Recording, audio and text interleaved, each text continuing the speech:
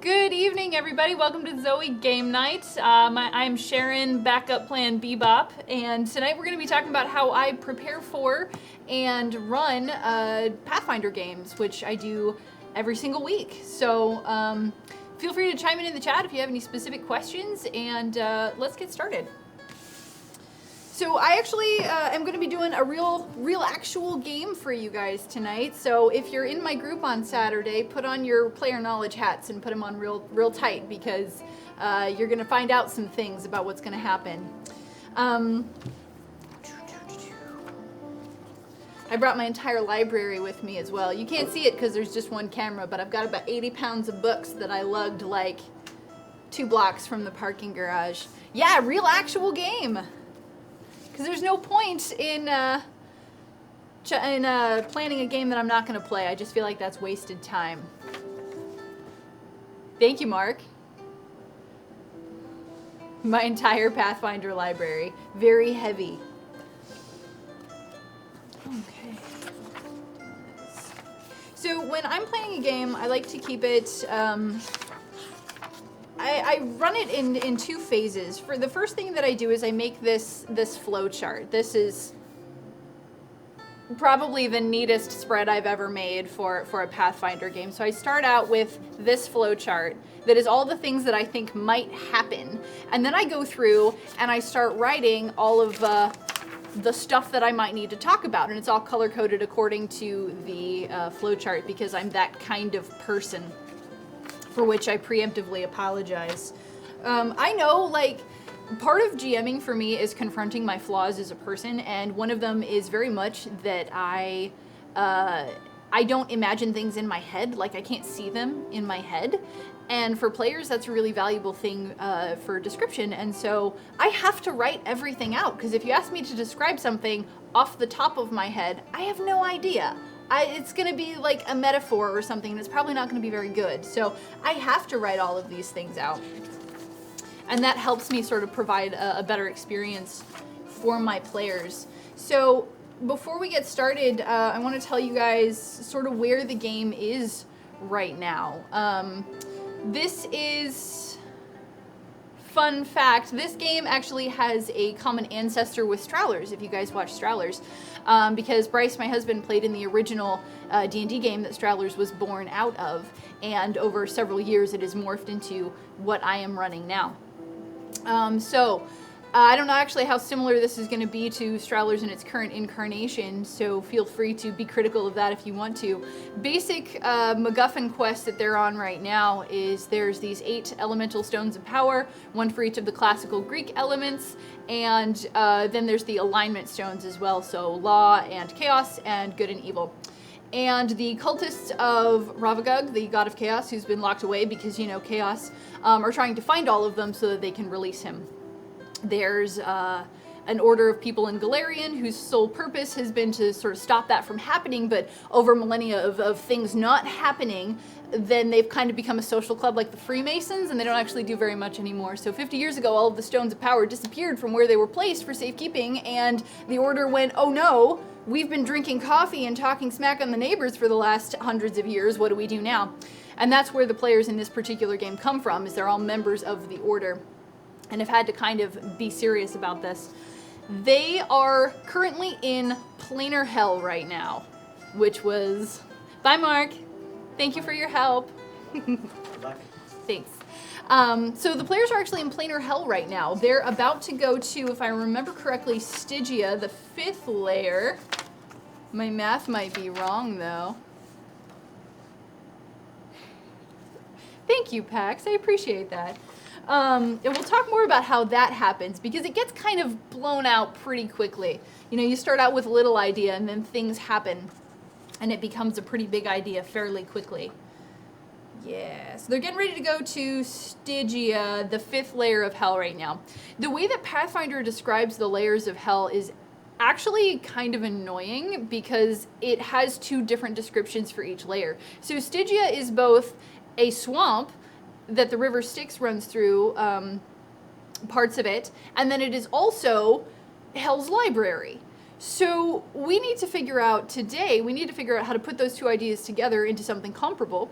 Every layer of hell also has a moral test, a moral encounter of some kind for our party. So we need to figure that out as well. Hopefully a couple of possible combat encounters. They don't all have to happen. And then a social encounter of some kind as well, to give them something to do if they decide what to, or if they decide not to fight things. So, we're starting out, and we're going to start out with Stygia. Players start in Stygia. We're going to start our flow sheet over here. All right. That's a really good question, AK. It varies. I'm sure there is, and I can look it up. Specific moral attachment to the 5th layer. What is it for? This is something that I end up doing pretty frequently, because I actually don't know very much about hell outside of Dante's Inferno, which is not very much cohesive with the Pathfinder hell. So, okay, let's see. Stygia. Libraries of Sin and Heresy. It is here that the temptation of hell is practiced as an art form to be mastered. The archdevil of hell is Geryon? Should figure out how to pronounce that. Oh, there's a pronunciation. Geryon. That's nice. Let's see what he is known for. Let's see, a titan of living blasphemy. Okay, so blasphemers would be good.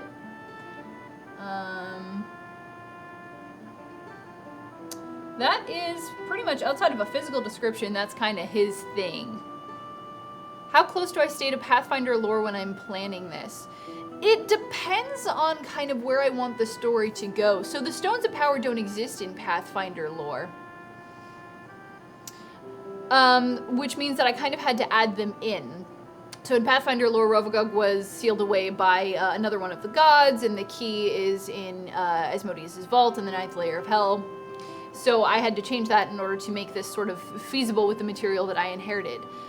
Bryce, you can watch with the sound off if you want to, or you can put on your DM hat really, really snug, or else. Those are your options. Yeah, that canon is Bryce. He's one of my players. He also was the original DM that I experienced of this game before he came to the realization that he actually doesn't like GMing, and just handed all of the notes to me, and I promptly changed all of them. So there we are. Okay. Thank you. I like to imagine myself as a very threatening person. I'm probably not actually, but it's nice to feel. Okay. So they go to Stygia. So when I think of Hell's Library and, you know, the swamp itself, what I actually imagine is kind of like the Sunken Temple from World of Warcraft. Like, that's how I imagine it, is this kind of, this sort of Aztec stone structure that's been taken over by rot and mold and vines and stuff. So if they actually go to a library itself, then it would be, probably more of a skill challenge to navigate the library than anything else. Yeah. Skill challenges is something that's not actually in Pathfinder. It's something that I took from a DM who I play with, Tim, who I believe took it from D&D 5th edition. And I think that it's a really good way to sort of run non-combat encounters that you want to have a failure state and a certain amount of tension to them. So the last skill encounter that I ran was they were helping Belial with one of the prototypes from Hell's Forges. He was experimenting and a prototype got out of hand, and so there was this sort of chain net thing that they were helping everybody, all of the, devils of hell, which, not exactly where they had hoped to be by that point. But they were helping them sort of fit that around the prototype, and it was a skill challenge. You know, they had like a speed thing. They were helping to repair the chains as they were put under strain and broke, and so there was a number of different rolls that they had to make, in the failure state being that the contraption failed and the prototype broke loose. Yeah, it's also really good for chases. The skill challenges are really good to put tension in a lot of things. I don't find 4th edition by itself to be a really good system. It just doesn't fit with the way that I GM and the way that I want to play the game either, but I think that there's some good things in it, and the skill challenges is something that I really like a lot. So I'm really happy to incorporate that. So navigating something like that would probably be like a sunken temple that's overgrown and twisted. That would probably be in part so navigation, so a certain amount of knowledge engineering would be good. A certain amount of physical challenge as well, so things like reflex, traps as well. I find that using a trap in the purest sense, like a mechanical trap where, you know, an arrow shoots at you out of the wall, is kind of boring. A trap probably shouldn't be flagged like that, and I don't generally play them that way. It's more like, you know, quicksand or something that you encounter that isn't a sort of a classical trap. And that seems something that this would be really well suited for. Who would be the librarian of hell? Let's see, other people who live in hell. There's the Asura. I think that's pretty much the only other people outside of the devils that live in hell. There's the Asura. We'll see, I think they're in Bestiary 2, but I might be wrong. Put that together. I'm also like, I'm like 4 bestiaries behind, which saddens me greatly. But such is. Okay. So whatever we use, whatever we make, whatever we put in this library needs to be something that if the players decided to fight it, it needs to either be very clearly out of their league or something that they could feasibly take. The players right now are just on the cusp of level 5 as an average player level. Probably something player 4, CR4 or 5 would be a reasonable place to put this. And the Asura are pretty limited in this regard. There's like 4 or 5 different kinds of Asura, and it jumps straight from CR, let's see, so there's a CR7 and a CR2. That's our range right here. If we look at the CR7, which is technically possible for a smart 4th and 5th level party to manage, but not very good. But the Asura are also known for specific things, and the CR7 one is the Aducate? It's this guy, right? That guy. But they're known to be warriors, not so much librarians, so probably not where we want to be. Our other option is this CR2 guy, the Tripurasura, which is one of my favorite names in all of Pathfinder right here. That is the creepiest thing I've seen in a long time, AK. The Librarian of Hell has skin that constantly dries and flakes off in large chunks, regenerating as he goes, that he uses for parchment. Wonderful. Okay, we're gonna make something new then. We're gonna go with that. All right. So we're gonna shoot for somebody. First of all,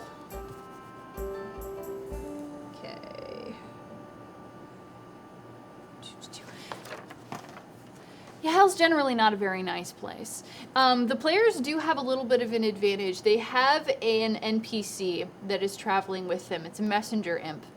So you guys know, they ended up in hell because they were basically kidnapped. So the Stone of Good, Paragon, was discovered on the 9th layer of hell. The problem with it is that it's the Stone of Elemental Good, which means that nobody who actually lives in hell can do anything about it, because they'll die. So they basically kidnapped the first PCs that they found, and were like, all right, you guys get to live if you remove the Stone of Good from hell. Players are like, all right, we were kind of doing that anyway. Some of them had to be bribed, so if they successfully do it, they get their weight in gold, which is what it took to bribe them.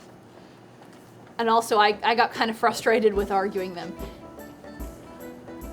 Yes, elemental good. The stone is a pure manifestation of good in physical form. And the stones themselves are sort of quasi-intelligent artifacts. One of the things that I changed when I took this material from Bryce is that he had them as things that were created in order to channel their relevant powers. When I'm running this, the stones are sort of primordial manifestations of the thing that they are. So the stone of good is the purest form of good that exists in the world. And it has its own stats. All of the stones have things that they give you. They have passive effects, they have active effects, and they also have compulsions unless they're reined in. And the compulsion gets worse as the stone is in the area of one of its opposites.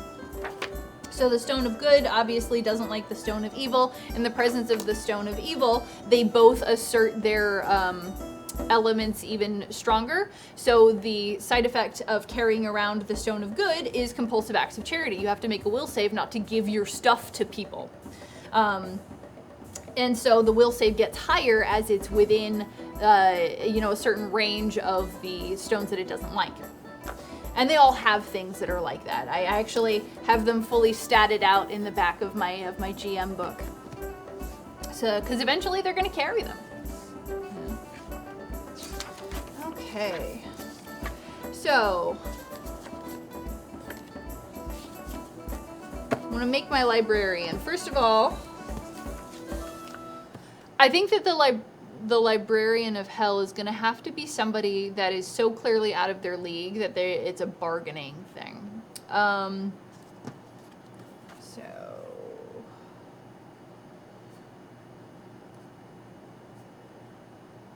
So this can be a devil or an asura because they both live there and are natives to the plane. Anybody else? I guess it's technically possible that it was a condemned soul. But that just doesn't quite sit right for me. Okay. So we're going to set that aside. Let's look and see. What if it's just a bigger contract devil? A bigger, better contract devil. Let's see what we got.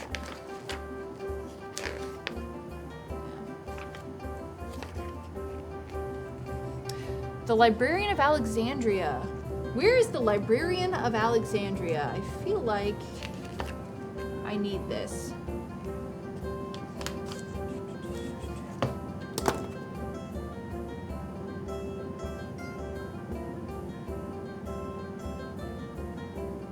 So actually knowing Pathfinder lore is probably not going to be the most important thing,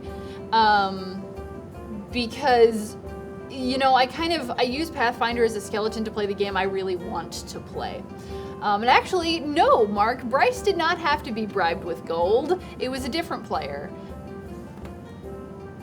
But he was more than happy to accept the gold because his character is a crafter, and so gold lets him buy more material, so it's kind of about that.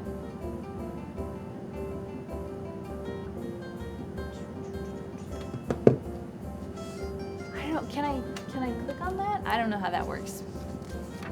Okay.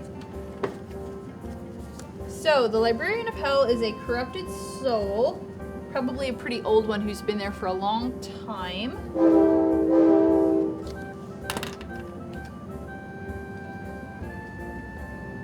I actually don't know anything about the Warhammer universe.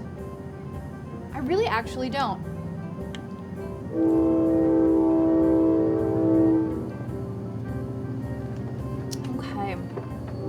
So I'm going to stew on the Librarian for a little bit. I'm going to stew on that and we'll talk about it more later.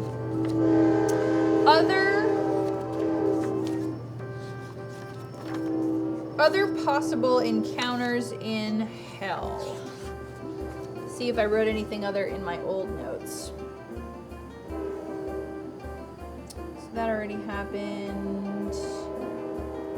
Asura.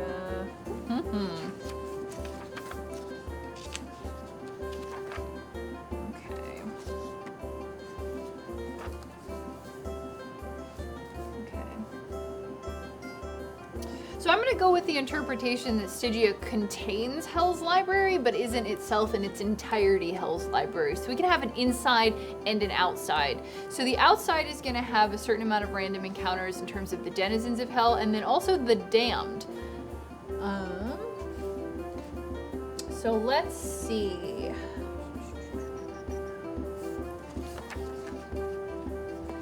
It's true, I can't. I get to look at the URLs, but I cannot click on the links. Right.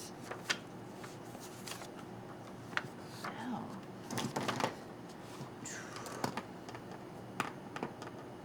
Are we prepping Descent into Avernus? I don't know what that is, to be completely honest. My players are going through Hell in order to retrieve the Stone of Elemental Good from the 9th layer. And they are currently going into layer 5, which is Stygia. Okay. So if they go into Stygia, and then there's pretty much just one option at that point. And it's go towards their goal, which is going to be the Hellmouth to the 7th layer. Naturally, because their goal is to get to 9. It's not to hang out in Stygia, which nobody really would want to do, but, you know, here we are. They have signage. That's something that's been already established, so I don't need to give them a direction right off the bat. They also have an NPC guide, so again, something that I don't have to establish. So what we need to do in Stygia is figure out how long it takes them to get to the library. Every other layer of Hell has been a one-day event right now. I would really like this one to be a little bit longer, maybe 3 or 4 days, of which it is, to my mind, reasonable that up to half of any given travel time can be uneventful.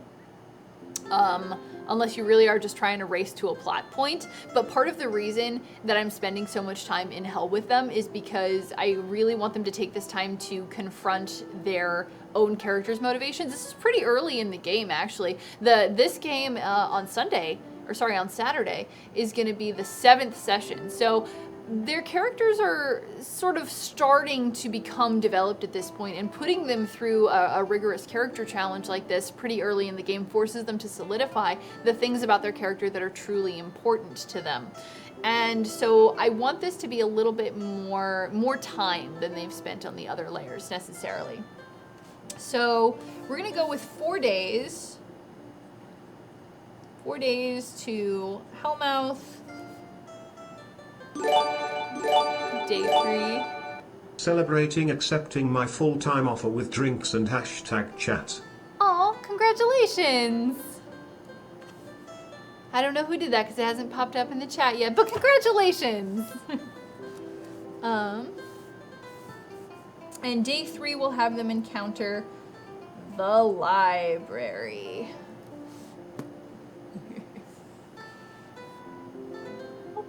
There it is. Oh, congratulations, Thing. That's wonderful. Okay, so what would the party consider blasphemous? So the party consists of a half-dragon crafter from the Plane of Eberron. There is also a magus from from Chiliax in Galarian, who's somebody who he aspires to leadership in many ways. He hasn't shown so far a strong connection to his god, but has shown that he believes strongly in authority and the value of authority. You know, there needs to be a leader in every party, there needs to be somebody who makes decisions, that kind of thing. There is a Knoll shaman. I'm actually not sure of his class because it doesn't really matter to me all that much, but he is very sort of ancestor worship person. And then there's also a human sorcerer from Earth. Actually, he got plucked out of Earth, away from a sinister quasi-military organization who is attempting to shut down planar travel. So what would he consider blasphemous? I honestly don't know at this point, because at this point in the game, he's looking at a situation where he is now in hell, in actual physical hell, when 3 weeks ago his alarm clock went off and he went to work. So, everything's kind of up in the air for him. So I think in terms of things that we can really hit the party with, Disrespect for elders in particular would be blasphemous to 2 members of the party. Probably 2.5 if we consider authority as part of that. So that's something that we can do. Something that we can work in as blasphemy. Nobody is playing a divine character. Well, I guess technically. So the half-dragon is a war priest, so he does have divine magic, but he hasn't really shown much connection to a specific god or philosophy. Closing access to planar travel would be blasphemous. It would also sort of trap them in hell. Okay. Betrayal by someone from above. Okay. So something that they're going to want, something that they're, at least 2 of them are going to want from the library is they're going to want to check something out. So we also need to figure out the price of Hell's library card, and how long you can check things out from the library, and what happens to you if you don't return your books on time. Something that they're trying to do is they're trying to turn their NPC into an item. And that's something that they don't really know how to do. They're trying to save the NPC because he started out working for Mephistopheles, but in order to get through the second Hellgate, they had to make a deal with Izeth, and the deal that they made is that they would do everything going forward in her name. And since he's really just sort of a tour guide at this point, he's sort of caught between a rock and a hard place where no matter what happens, somebody's going to be mad at him, and he's an imp, so he's kind of powerless to prevent this. So he's highly motivated to get out of this situation, and the half-dragon Corzin made him a deal that he would attempt to purge the evil in his nature in return for sort of saving him and turning him into an intelligent item. Let's see. But overdue books are paid back in years off your life. So something that I've wanted to do for a long time, I've really been trying to get the players to be willing to trade years or time in their life, not necessarily off of their life, because the implication there is that, if I say you can check out this book for a year of your life, then in exchange for a year of your life, people assume that shortens their life, when what I actually want is kind of a plot reason for them to give up time in the middle of their life so that I can just take them over for certain nefarious purposes. I've really been trying to get somebody to agree to that, and nobody has yet, so There's memories of people in the material plane. That's actually a really good idea, Aussie Gamer. But evil, shape-shifting, extraplanar creatures burning books in the sacred library and destroying memories and histories that are recorded in the pages of the book. Okay. Yeah, Hell's library is expansive. Okay. Okay, so this is going to be our optional encounter in the library. So Hell's librarian is going to basically be an NPC in this case. They're not going to be an encounter per se. And then in finding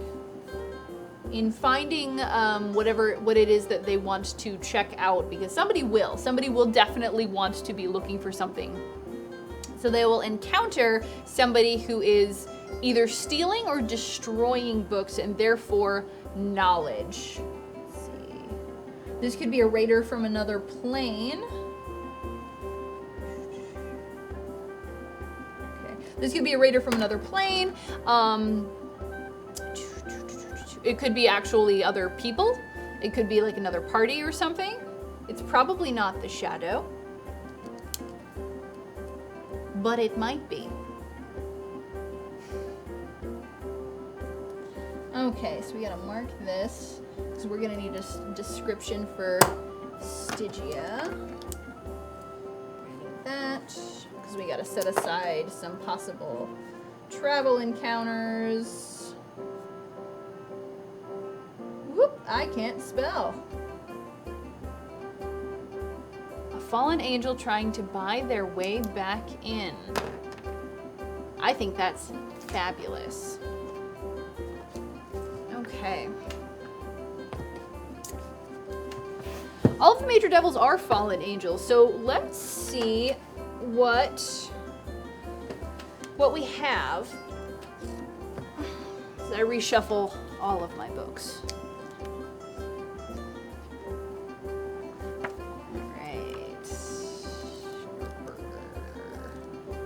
Traits, monster deities. That's not what we're looking for. Resmer, other deities.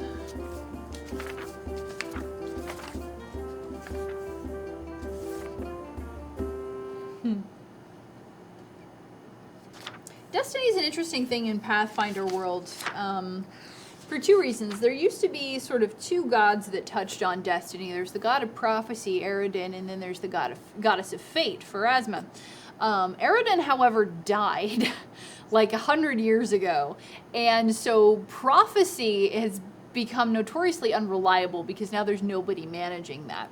So you would think that Pharasma would kind of fill that space, but being the goddess of fate, she is very much in the fate is going to happen regardless. She doesn't tell anybody anything. She didn't tell anybody when Eridan was going to die. She knew, but she didn't tell anybody because, well, it's going to happen anyway. You can't do anything about it. So that's kind of something that we can play with is the idea of destiny. But right now, nobody has kind of a destiny motivator. So that's something that we might have to pocket for a little bit. Let's see. Other gods, demigods, the eldest. Okay.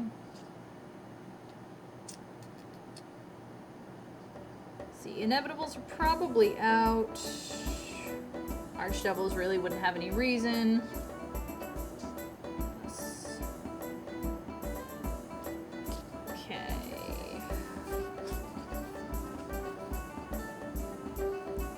No, the goddess of fate didn't tell anybody the god of prophecy was going to die. Yeah. Switch every 3 options. That's not what we're looking for. Let's see what we can find.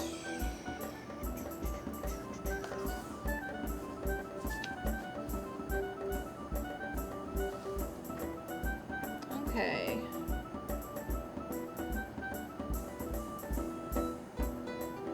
So we can also tie this into another stone.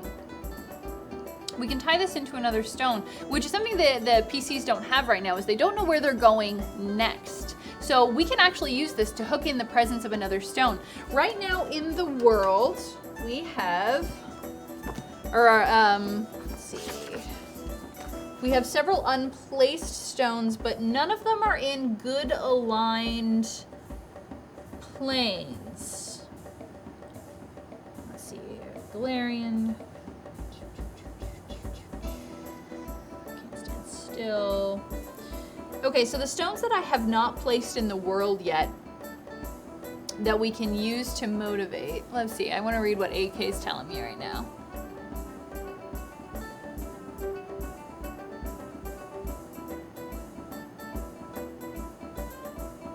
Ooh. Okay. That's really good, AK. That's really good. Okay. Keep track of that because we're going to come back to the librarian.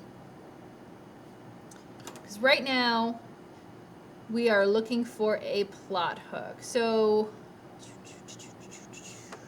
okay. And this is a good time to bring in one of the other stones. So the stones that haven't been placed in the world are law, water, and earth. Everything else has a home or an owner, somebody who's carrying them right now. But those I have not placed yet at any location.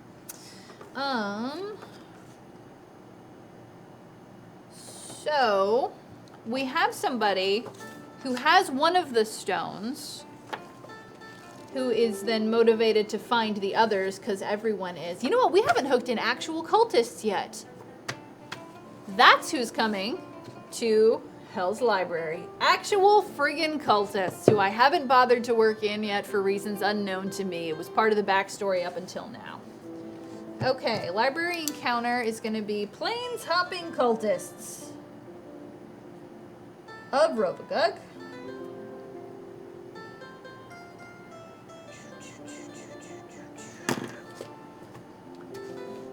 Yeah, cultists. Okay, and so they have one of the stones right now. They're going to have one of the stones. Not, obviously, they didn't bring them with them to hell. That would be silly. I would just give the players 2 in one go. So let's give them... So they're going to have the Stone of Good. Let's give them the Stone of Earth. In part because it is a natural enemy of the Stone of Good. And I want that to be a thing that the players have to deal with before they find the neutralizing element. Remind me to talk about that. Okay. It's cults on Galarian. Okay. So Rovagog's cult on Galarian has the Stone of Earth, and they are going to be based in... There is no Stone of Time. Inner-Sea World Guide. That's what I'm looking for. Okay. All right. Okay, Inner-Sea World Guide. Let's see what we have got. Where do we want to place our cult base? So we've already got stuff that's going to be going on in the Mana Wastes, and their current location, the last time they were in Galarian, was in Andoran. So we've already got a decent amount of travel in that regard. So let's see. Rovagog's cults. Let's see if they have a strong presence anywhere. We're gonna look back in this book as well. Foolishly activated the Stone of Earth, increasing its density.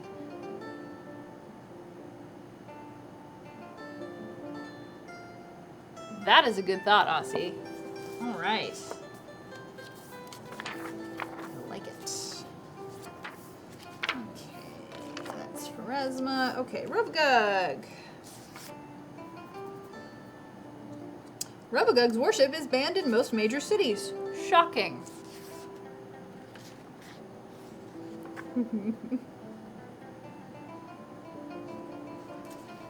Okay. That's history. That's boons. Let's see. Can't be reasoned with, can't be trusted. They're always a little bit insane. That makes sense. Okay, orcs, ogres, and similar creatures. Faith is forbidden. That makes sense. But do they do? Where do they to hang out in a common place? All right. Most worship is private, and most shrines to him are secret. Most of his true temples are located in caves, dungeons, or fortresses held by orcs or other vicious humanoids. That's good. We can do a proper dungeon crawl, guys! Any cave near a geothermal vent is holy to the faithful of Rovagog. So if they were going to have a center, then that would probably be a good place. Okay, so the Pyramid of Kamaria is a sacred place in Osiren, which is in between Andoran and the Mana Waste, so that is a place they might be able to go. The other place in Kazmaron. Looking at my map, hoping to find where this place is. Not seeing it. Vast pit of Ormas in Kazmaron. Well, okay. But where is it?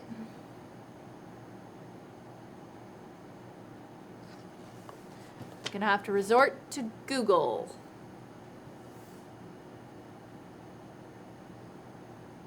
I mean, have you seen a geothermal vent? They look like they would be entrances to the underworld. That makes perfect sense. Kazmaron. Am I spelling it right? Nope. No, I'm not. Can't spell. Kazmaron Pathfinder. Let's see. Large continent to the east of Avestan, which again I'm also not seeing on my map. Super. Huh. Do you have a map for me, Google Wiki? Do you? Probably not. Why would that happen? That doesn't make sense.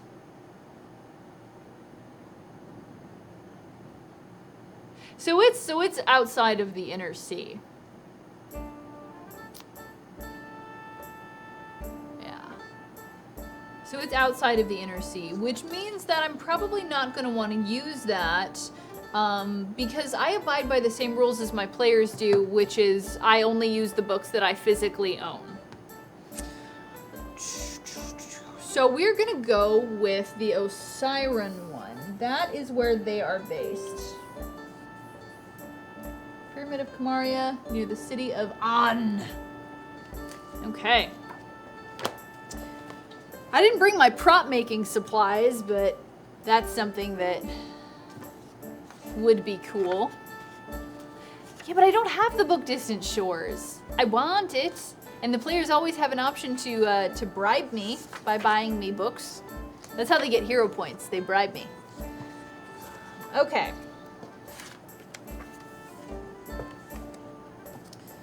So the cultists are from the pyramid, and we're gonna need to give them something that indicates that, just in case they kill all of them. In Osiren. This also works out really well for the other party, because the other party also wants to go to the Mana Wastes and may encounter cultists / Osiren. So that's actually really good. Have them keep scarab beetles. That is good. Okay. So let's go to Osiren and see what we can give them. Scarab beetles are good. Okay.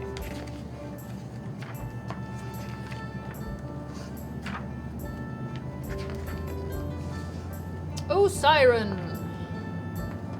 Let's see if they have anything on that place. Oh, hey! City of Triangles. That's a great name for a city.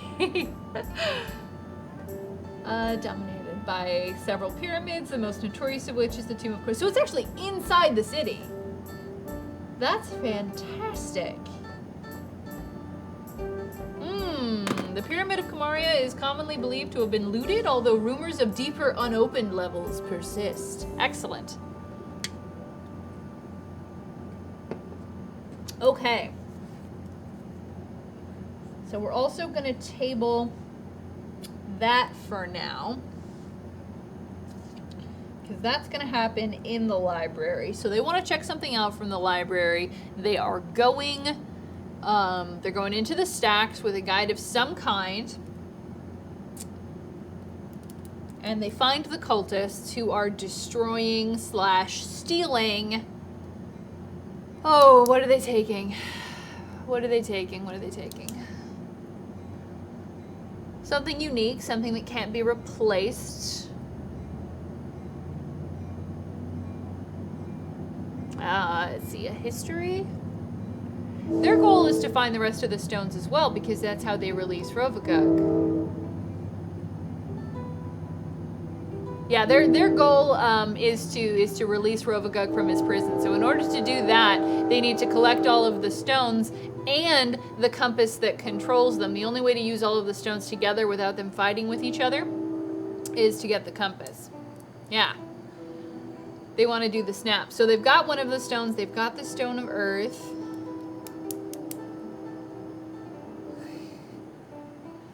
That appeared out of nowhere. So today we just placed the Stone of Earth with the cultists of Rovagug. The other ones that don't have a place in the world yet are Law and Water. All of the others have a location.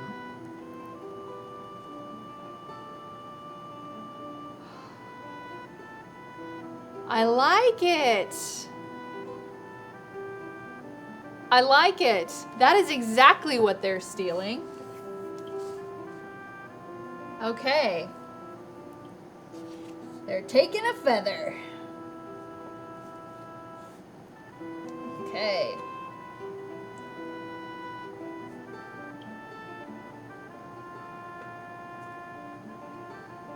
This is what all creation is. It's just stealing ideas from other people.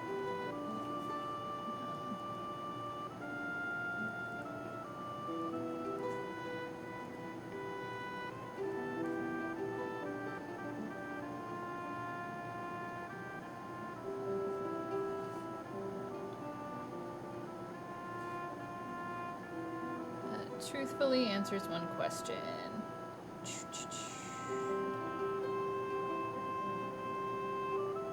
So, I haven't decided exactly how the stones got from point A to point B. They do have a will of a kind. I think of it more like the One Ring. Like, they don't grow legs and walk, but they do manipulate people into moving them.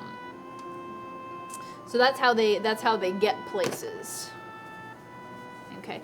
The compass. Okay. So the other stones, the 8 stones, are primordial artifacts. They existed before the world existed, which is why they can only sort of partially be controlled or used. The idea of controlling the stone of fire is kind of ridiculous. You can't control fire. You just sort of set up circumstances where it does pretty much what you want it to, and then you hope for the best.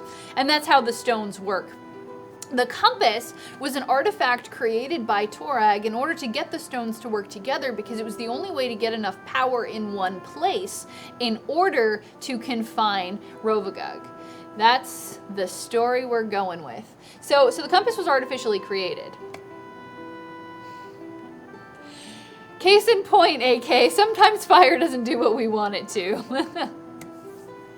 The stones all want different things. So,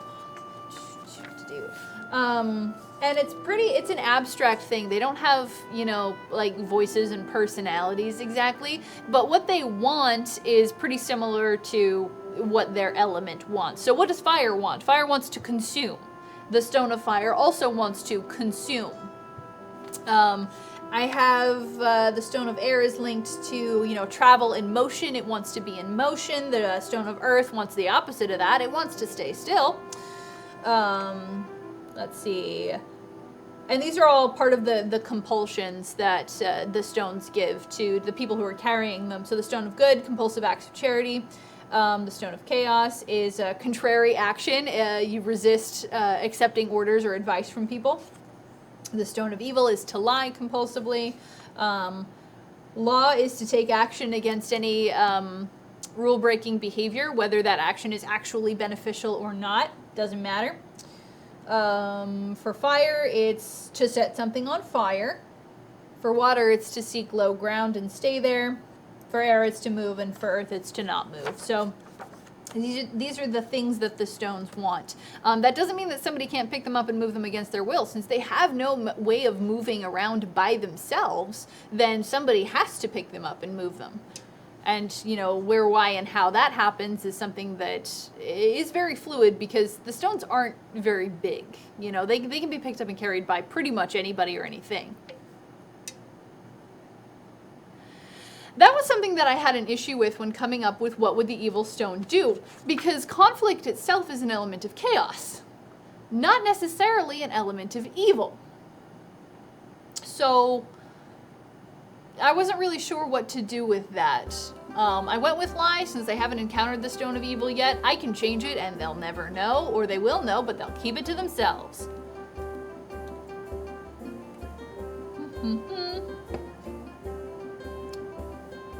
Okay. You guys distracted me. Okay, so that's what the cultists are doing.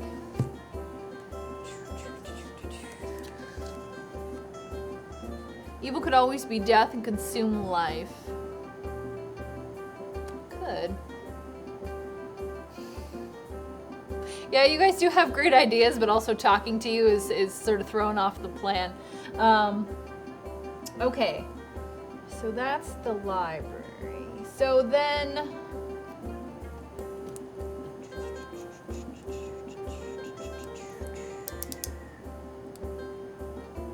Okay, so library. So what can they encounter on their way to the library? So we've got what happens when they get there. What can they encounter on their way to? Obviously, they can encounter the damned. The damned tend to be pretty non-threatening because they're either receiving their allotted punishment or hiding from their allotted punishment, depending on how successful they've been. So let's... I'm gonna need this. Keep track of that. Other than a swamp, what is in Stygia? Yeah, so there is a book that details a lot of what is in Hell, but I don't own that book. So right now I know that it is a swamp and it contains Hell's libraries. Other than that, not a lot that I can be sure of. And if you actually look on the Pathfinder wikis, most of the landmarks of Hell are stubs. It's just like a name. This thing is here. Do with it whatever you want. So let's see what our places of interest are. Oh, hey, inhabitants. This is also what we're looking for. Ossiluths are created in the foul depths of Stygia, chosen from the most manipulative of the Furies, and forced under the slime for centuries before arising as a bone devil. Okay, so bone devil encounters also possible.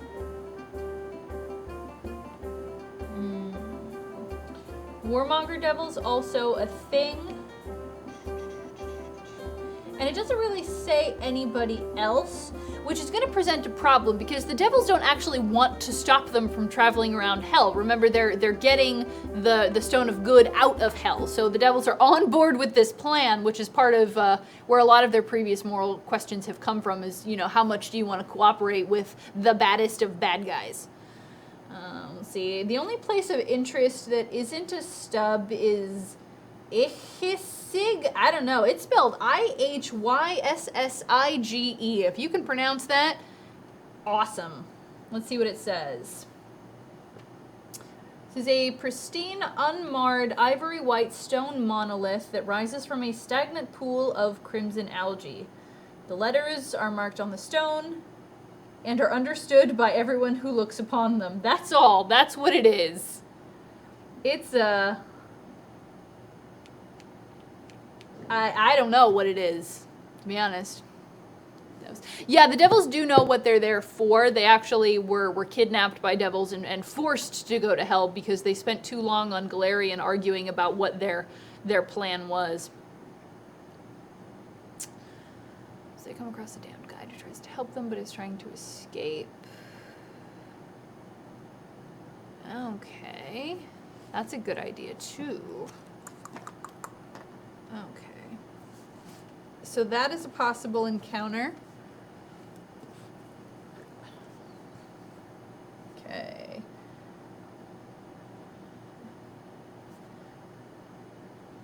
Encounter damned.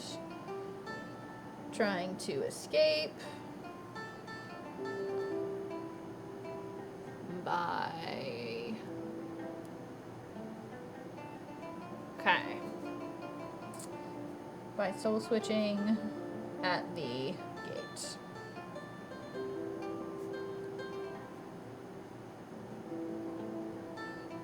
Okay. Let's see if we have... Does anybody know off the top of their head if the Shambling Mound exists in Pathfinder, or is that just a D&D thing? Answered my own question. It is in Pathfinder. Oh, and it's CR6, so that should be a decent challenge for them as well. Even without any changes. Neutral plant. Okay. So you can use them as a % chance for just a pure combat encounter. Tendriculus. Oh my gosh, what is a Tendriculus? It sounds amazing. I need to know. Which book are you in? Not this one. Ugh. One day, Pathfinder, Paizo is going to publish a master bestiary that's just like 6 inches thick, and it's gonna be the best.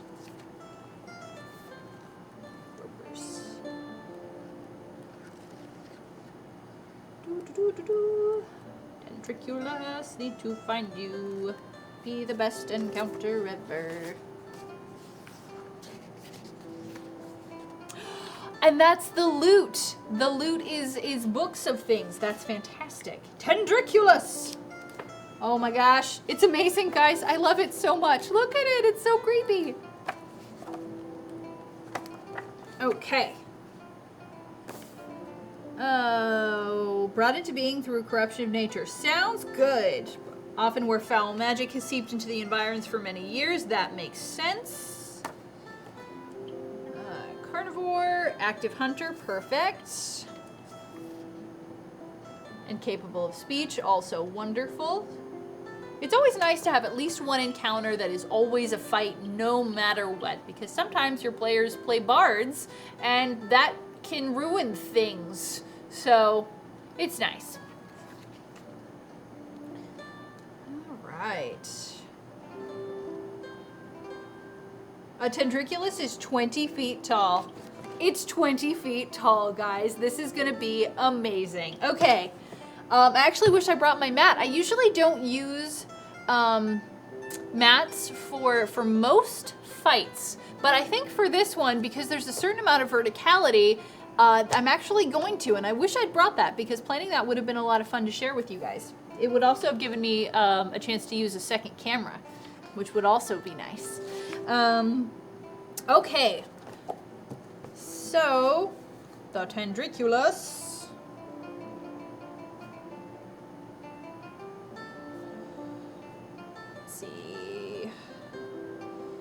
Bestiary 2, page 259. And I'll make a cheat card for that as well. Let's see. So we'll make that a yes, definitely encounter, because I can create a really interesting situation between, what's it, rough terrain in the swamp, as well as like environmental hazards, trips and stuff, so there'd be a decent amount of traps in the encounter as well. And then the fact that it's 20 feet high also means that climbing a tree is a perfectly valid option. You know, players who have other modes of travel would also be able to use them as well. So I think that that would be a really good and interesting pure combat encounter. So that's going in. Thank you. I don't remember who suggested that, but awesome. Okay.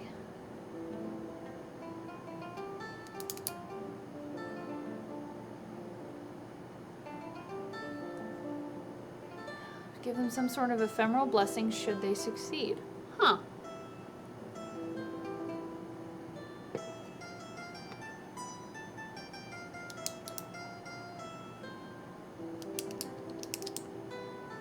Okay.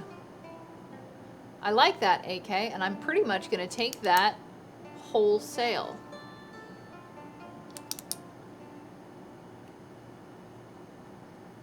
That's really good.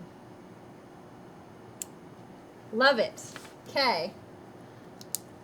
Other travel encounter.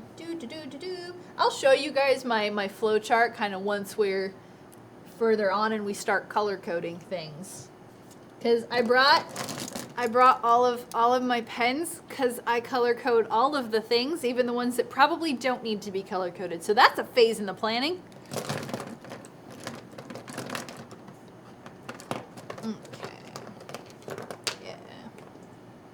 So I always do plan a pure combat encounter, but sometimes it's far enough down the chain that they never encounter that. In which case it goes in the back of the book, which is where I put all of my unused ideas and all of the NPCs.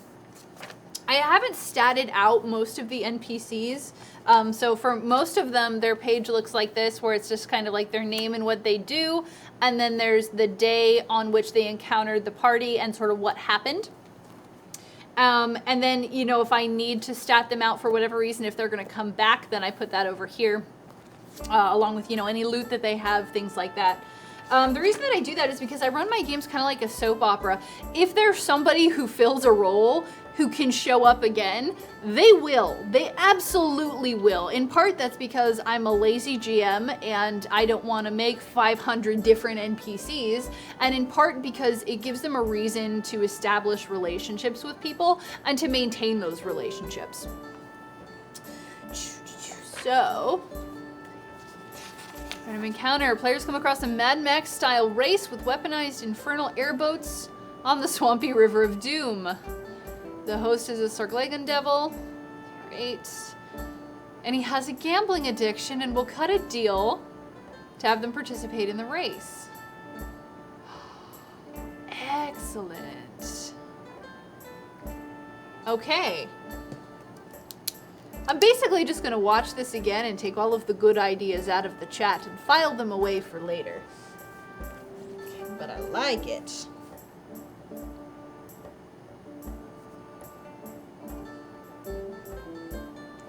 All right. Okay, so random travel encounters, and we'll make sure that they encounter at least one. Okay. Demos, they reach the library. Demos. So, where should the Hellmouth to the next layer be? It can be in the library. Let's see.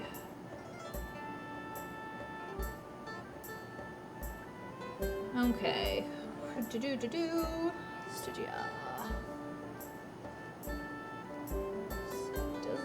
Doesn't say. Okay. So it doesn't say where the Hellmouth to Malabulge is. So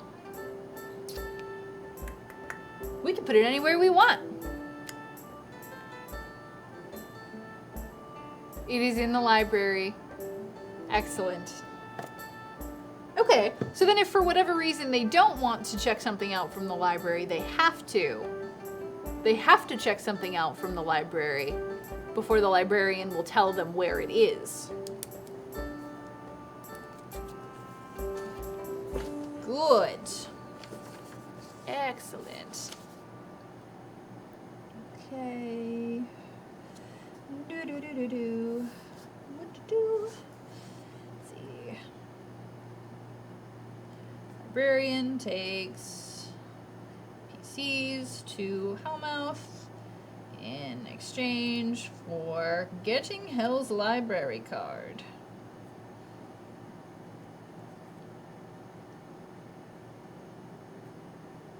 Okay.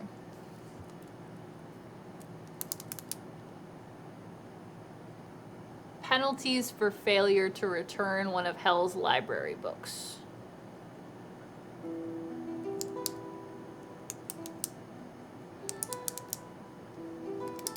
Okay. I do think that if they... So, how long should Hell's library books be out for? How long can you check out one of Hell's library books? Because, like, realistically, the devils don't care. They're kind of eternal. The librarian's not going anywhere, so...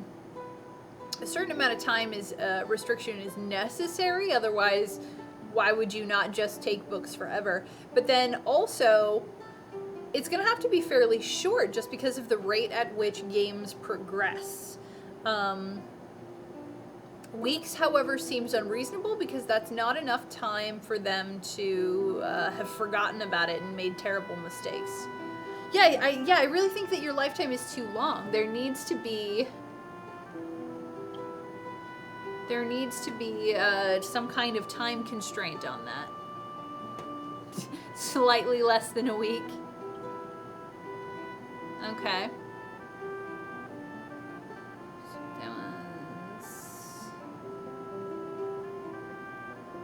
We could do that where the book returns itself. We could also have the librarians come find you and take the book back and exact the price, which I also like.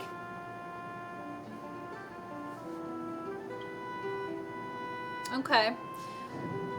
So if we have, I really do like the idea of having Hell send somebody after you. 6 months, 6 weeks, 6 days. I like that quite a bit.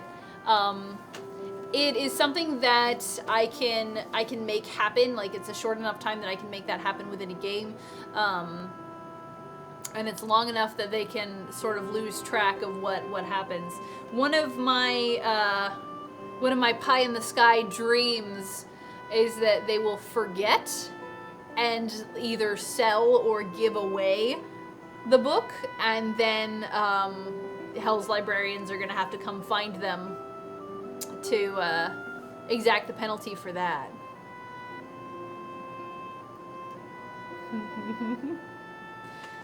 Time starts when you first close the book after opening it. I'm actually okay with that. I think that's really clever, Pax. The time doesn't start until after they close the book.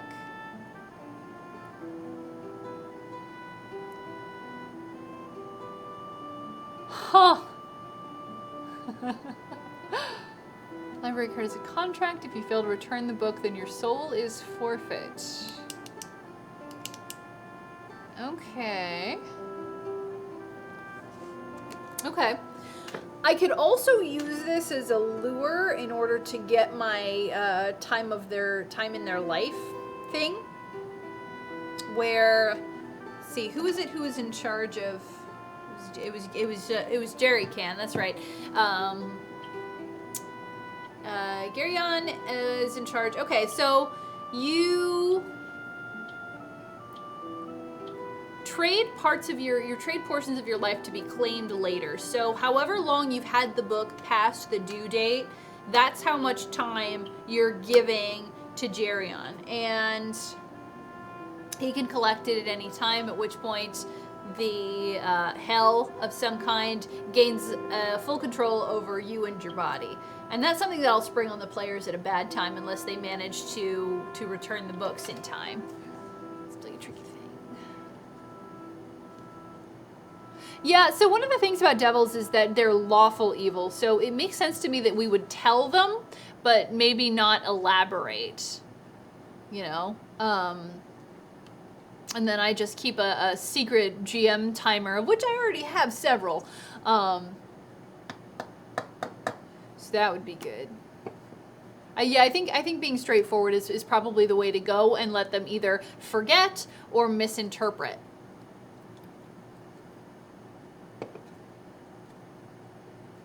Okay. All right. That was, and that goes whoop, all the way back up to the librarian. Excellent. Yeah.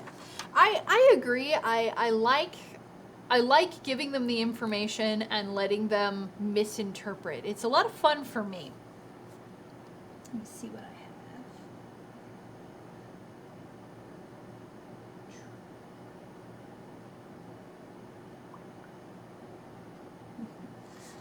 Okay, so that's how they're going to get to the next level. Malabulge. All right. Malabulge. The sixth layer of Hell, ruled by Malak, general of Hell's armies. Those who visited this place describe it as a great forest onto which snow-like ash is constantly falling. It is filled with indomitable pits and fortresses that the Cerberus are bred and trained in. Okay. Cerberus. And once again, I don't know if you guys can see this, but the red links here, these are links that don't go anywhere. It's just a page. It's just a page that says this page needs more content on it, and this is really annoying. I feel like the existence of the wiki has lied to me. Okay. Librarian gets them to Malabulge, which is a ridiculous word. Okay. Hell's armies. Okay. Cerberus. Whoop. Nope. Through that. Okay, so who goes to Malabulge? That's gonna be an issue. But hey, look, it doesn't say. Ugh. This was an unforeseen problem with sending them to hell, is the lack of information about what actually happens there. Not great. So I'm kind of making stuff up. General of Hell's armies. Okay. Cerberus. Is that something that's in here? Probably not. Nothing is in Bestiary 1.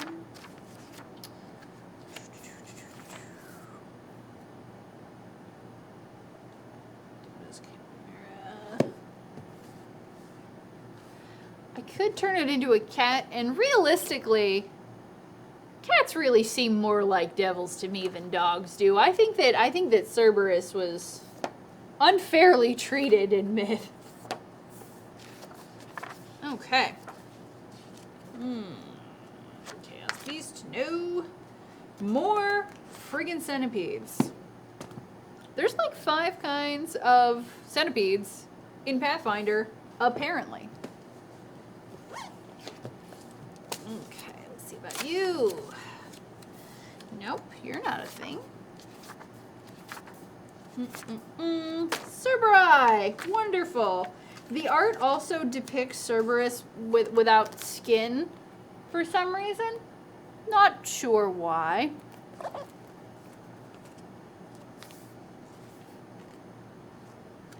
I don't know. It's see, that particular illustration was done by Jim Pavelek. I need to know your reasons for that, Jim. 'Cause I just don't know. Alright, Guardians and Jailers. I think that a Cerberus would be a good encounter, in part because on the 6th level here, this is where they're trained, which means that encountering an only partially trained Cerberus, or several of them, would actually be pretty good.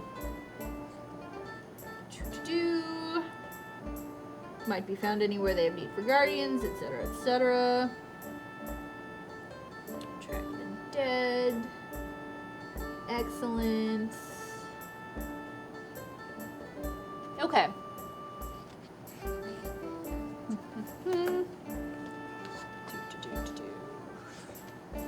Okay, so we can have... So we need a random Cerberus encounter. If we have more than one Cerberus, then it means that the players probably can't manage them by themselves. So we can have the option for the players to work with devils in order to regain control over the Cerberus, which gives us an opportunity for our next problem. By Malak. Let's see. What do we know about Malak? Ruler of Malabulge, yes. All who burn join the armies of Malak. Makes sense. A being of seething wrath. Okay. Absolute discipline and directed destructive force. Malak endlessly trains his infernal legions to be the best martial force in the multiverse. Wonderful. Okay. So discipline. Okay. So then things that Malak likes. Discipline and obedience. Not a lot of actual quandary that we can have there, to be honest. In part because, I mean, Malak doesn't want to ask them to do something that's gonna, like, inhibit their ability to remove Paragon from Nessus. That's actually going to get in the way of things later, so... I'm going to think on that. But I think our encounter is going to have something, is going to be assisting the devils with regaining control of the Cerberus. I do not have the Book of the Damned, Dossie. My library, though heavy, is not complete. Otherwise, there would be no point in having my players bribe me with books. I pick up a book pretty much every time I see one at half price, but at this point, many of them are books that I already have, so that's less helpful. Okay, so 3 Cerberus escaped. This is going to be our definite encounter. And we're going to have this one be a skill challenge.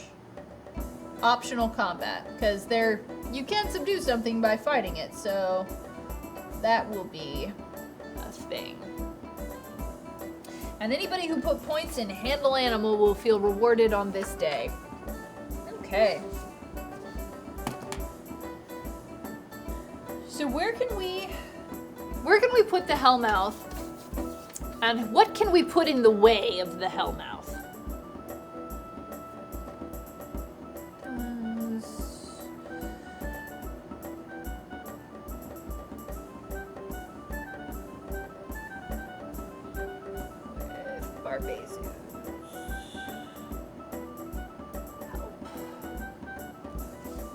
Okay.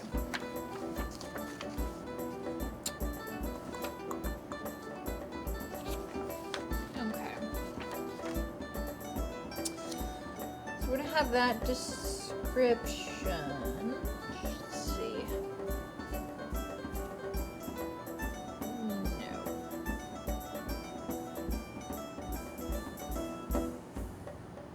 No.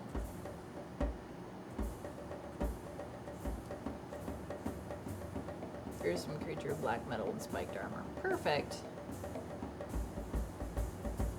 Probably don't want to fight him.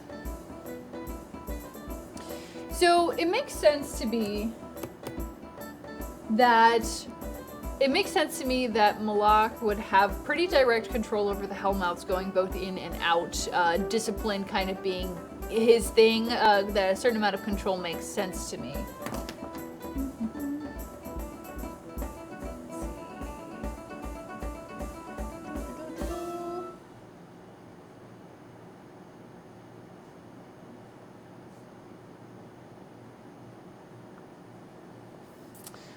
So we can do that. How can we get on Malak's good side?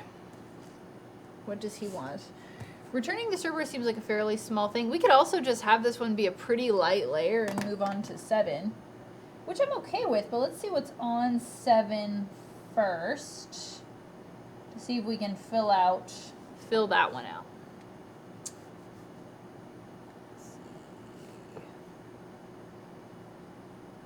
Let's see. Level 7 is Cocytus, Frozen Oceans and Razored Glaciers. That is an actual survival challenge, which sounds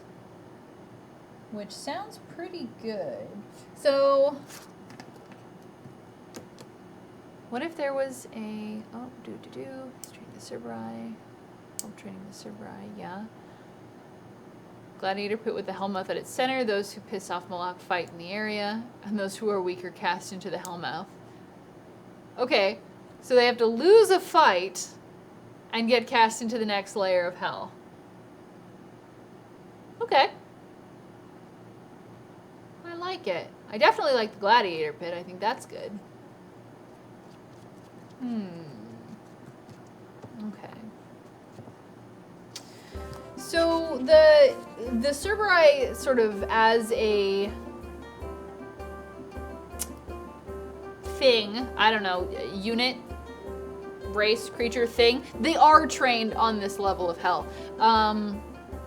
And so I think, having to help the devils gain control over it's like escaped or poorly trained Cerberus is a good encounter. I think that it's interesting, and it also presents the eternal question of how much do we help them. And if they do help them, they could help them in the fight as well. Yeah. To lose without dying. So this is something that I've gone back and forth on whether or not I want to house rule it. So if you guys have opinions on that, then feel free to chime in. Something that I've thought about house ruling is when you reduce somebody's hit points to 0, as a swift action, you can decide whether or not you want to kill them or capture them. For most situations, this is going to be kill, but due to the difficulty of non-fatally subduing somebody in Pathfinder, like it requires planning, it requires items, and these are things that you don't always have at your disposal.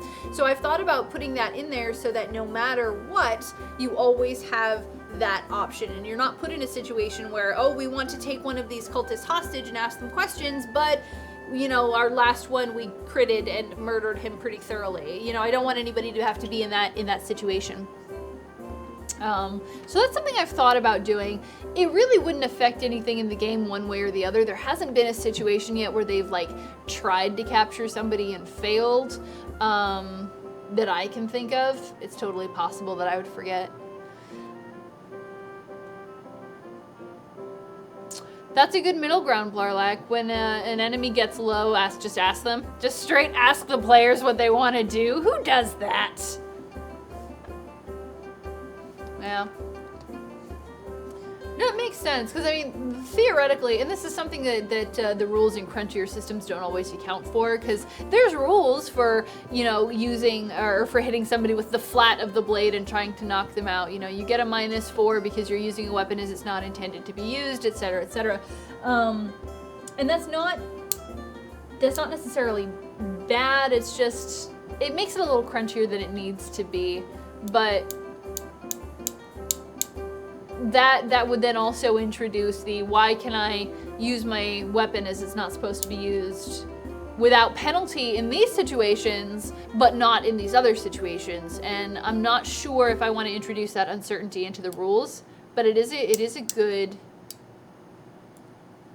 middle ground, and I like that. Okay. Okay, what else do we have? What else do we have? We're still in Cocytus. I don't want to be in Cocytus. Oh, right. Malabulge doesn't have any places of interest, or rather it does, but there's no information on them. Okay, so places that we can work with that have no information attached to them, and therefore we can do whatever we want with them. The Revenant Court, the Vanguard Watch, and Citadel Ball? B-A''AL. So there's that.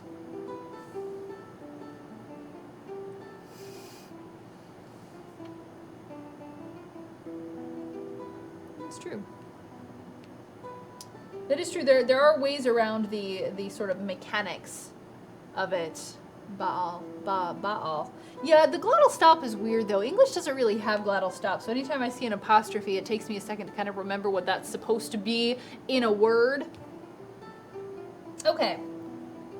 Is a revenant a thing in Pathfinder? Do you guys know if it's a specific thing, or can we make up something? It's a thing! It's a thing!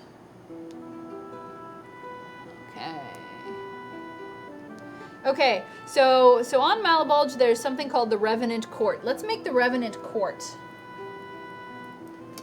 so that we can send them there.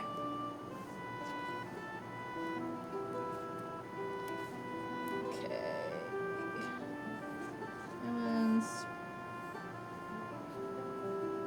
Because honestly, they've been dealing pretty directly with a lot of the Archdevils, and I want to stray away from that for a little bit. I want to get them involved with other denizens of hell, because there's new opportunities for corruption there. Okay.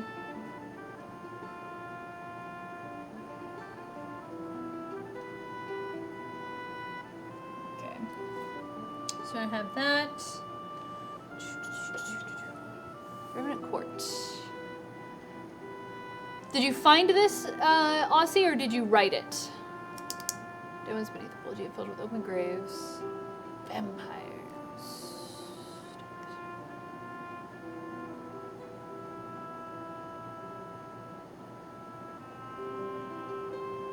I just want to know before I go around changing things. Directly from the Book of the Damned. The book I don't have!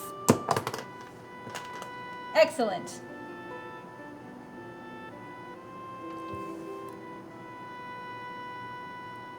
All right. Vampires it is. Excellent. Excellent.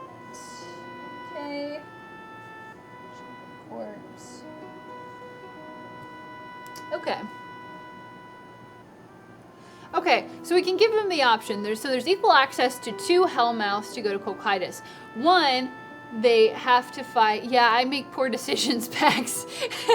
So one is that they have to fight in Malak's gladiator pit, and then losing gets them sent to Cocytus. And the other is that they can go deal with the Revenant Court. And they can decide which one they want to do and have encounters based on that.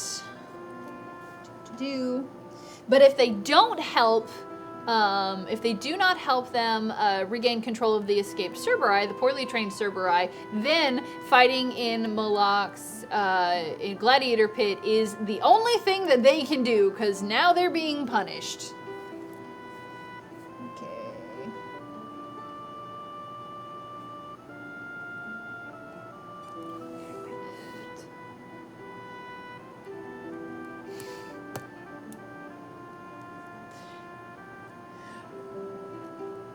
Gladiator pit to HM to Cocytus. All right. And we can have them fight stuff there. Okay. Revenant Court. So what do the vampires want in exchange for access to a super powerful portal to the next layer of hell?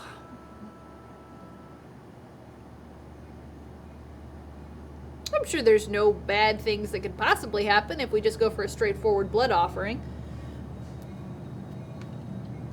Right? There's no ways to misuse blood in Pathfinder. Mm-mm.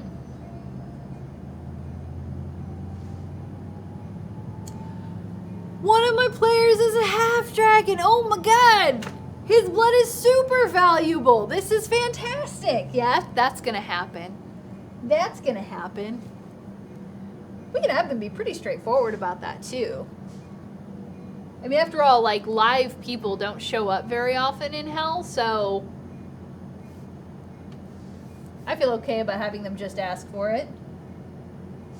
Open Hellmouth in exchange for blood from each PC.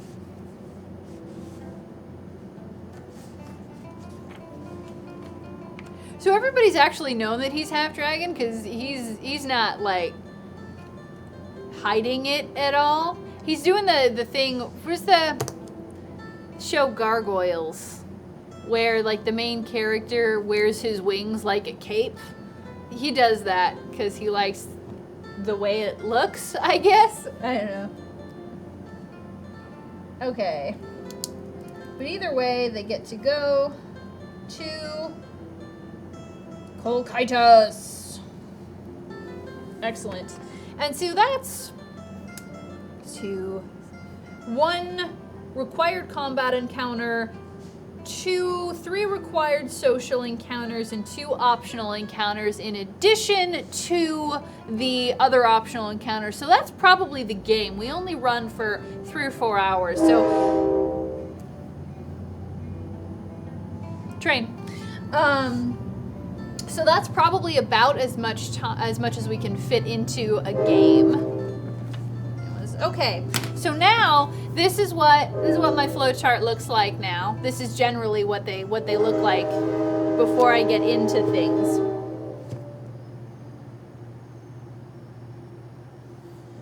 All right.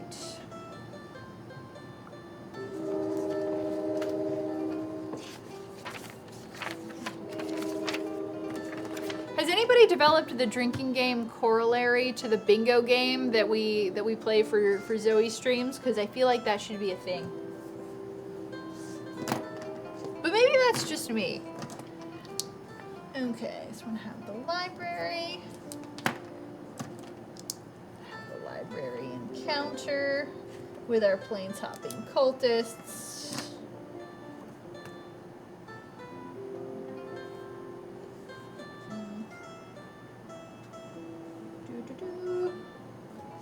Okay. color coding, all the things. That. I would like the Book of the Damned, to be completely honest. I like, even though they're probably going to be out of hell in 2 or 3, probably 3 sessions, then it might not be directly useful, but I can also reincorporate things back into it because they've made some kind of deal with somebody on almost every level, and in every situation there has been a degree of bartering that's happened. So that being able to reincorporate those things might be useful. Let's see, the Tendriculus is going to be gold. The church restoration.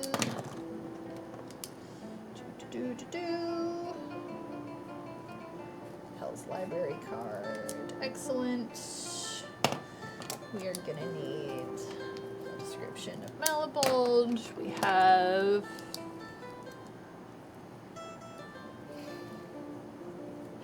So I actually had one of my players bought me the Horror Adventures book and handed it to me and said, I'm giving you this because you're going to run something with it and I'm going to play in it. And I said, okay. And so that happened. And it was a lot of fun.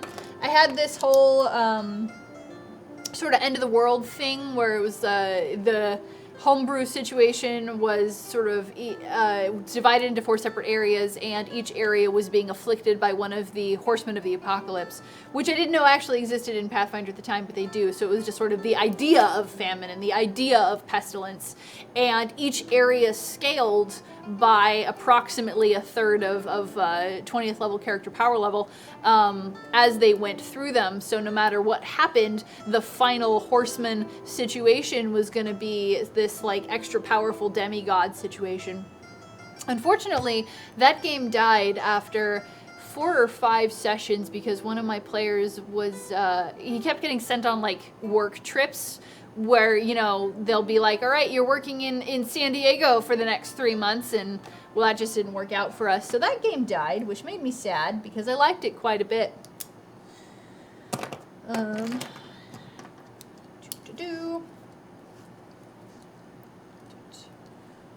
My purple pen is broken. It doesn't unclick anymore. We're just gonna make that also in purple. And then they're gonna arrive in Colchitis. Excellent. Okay. All right, so with color coding, I don't know how well you guys can actually see this, but I'm gonna keep showing you anyway, because I really like it. Since I've hit on like this method of planning my games, I've actually, it's been working really, really well for me, and I'm really proud of it. When I first started this game, my planning was a lot less exciting. It actually looked like this, where there's sort of a glorified to-do list over here. And then I'd have specific encounters that I wrote out, but it was with less color coding. This, for example, this page over here was an encounter in one of the Fey Courts where there was a ballroom blitz. And that was fun for me to set up because there was a pause right afterwards, right after I said it was a ballroom blitz, where everybody paused and looked up the lyrics and went through and went, oh no! It was nice. But yeah, so I had this glorified to-do list that wasn't really working well for planning the game. It was great for running the game, but it wasn't so great for planning the game.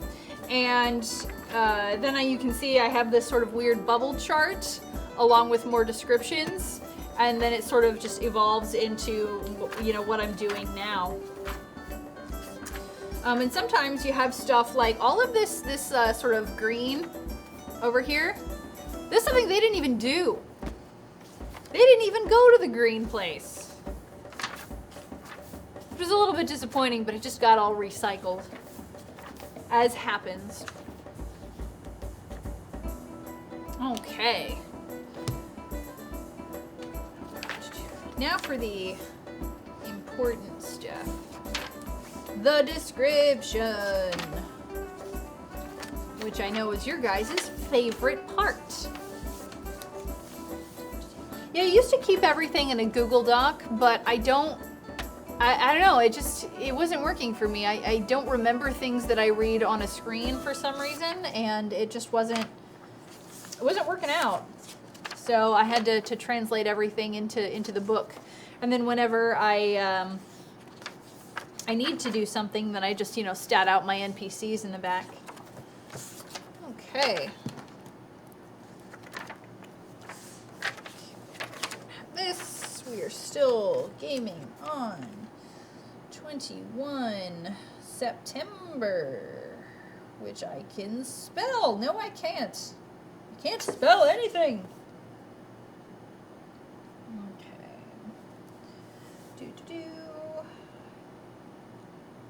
Character and player. So something that I always leave space for is the goals for the game. This is something that I've talked about before on a different ZOE game night. Before the game starts, I have everybody set a few goals. There's a plot goal that everybody at the table agrees on. And then there's also an individual goal for each character and for each player.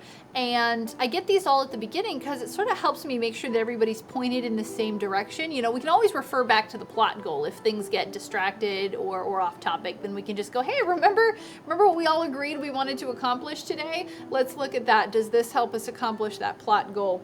But then the character and the player goals kind of help me keep track of where the player wants to go.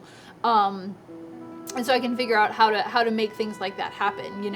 I've had a player before who said that his character wanted to be to grow up to be in charge of this organization. I was like, okay, well, let's give you situations that help develop your leadership skills and things like that. Why do people want to follow you when you're this random level 3 dude?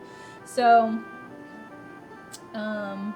it just helps me sort of make sure that there's something for everybody in every game. So I'm going to make sure there's space for that. 2, 4, 5, 6, 7, 8. Boop. There. And there. Here's my bag. I have my ruler. I have my ruler in my bag. I'm not abandoning you guys, though. I'm still here. Okay. Ruler, because I can't have not straight lines in my book. That would be bad. Yeah, I started asking for goals quite a few sessions ago. It's something that I found really, really useful. Because a while back I had a group that just got so bogged down in this argument over, should we go to town or should we investigate this thing? But if we go to town, then that'll give us more information so we can better investigate this thing. And they argued about this for, 20 real life minutes, at which point I just had to make a DM decision because it was no longer fun for me anymore.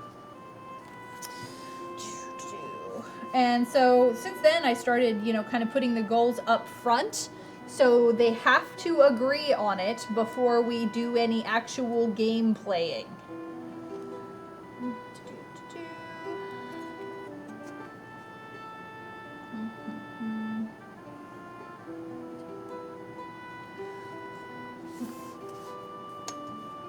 Demos with my ruler. This is the most exciting thing, I'm sure.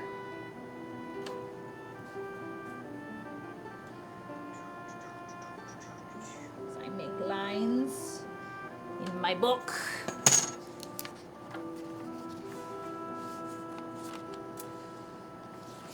Yeah, fortunately my guys don't seem to be too inclined to do inter-party combat.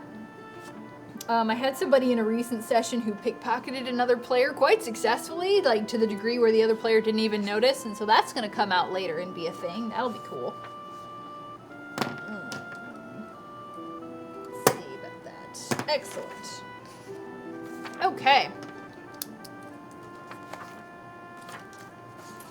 Okay, so they enter Stygia. What do we see? What do we see in Stygia? How can we describe the Doom Swamp? Okay.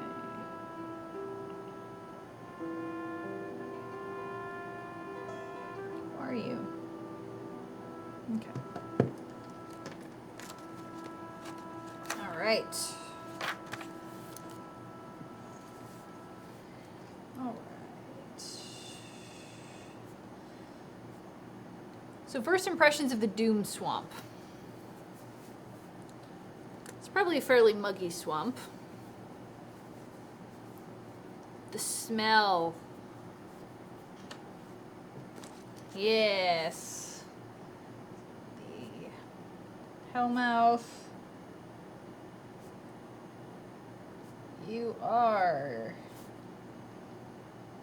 immediately hit with the smell.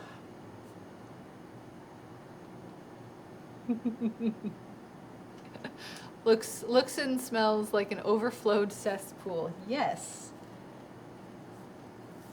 You are immediately hit with the smell of rot and neglect. The water is stagnant and carries idly swirling patches of unidentifiable scum. That way, I don't have to identify it.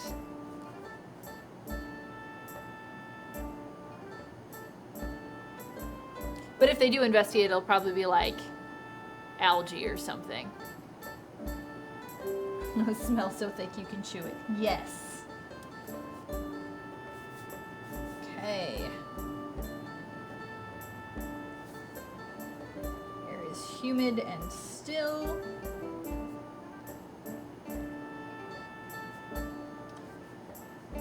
You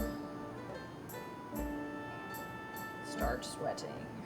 Writing in second person is always something that's really weird about making these descriptions.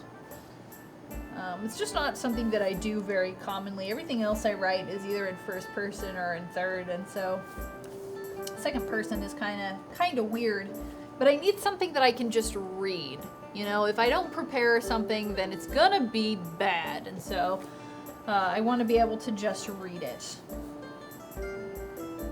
And that means second person is the way to go. Right.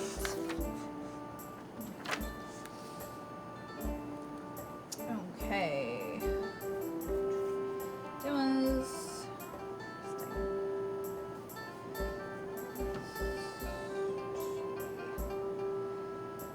aging trees in various states of rot and growth, various states of growth and rot. Okay. And rot.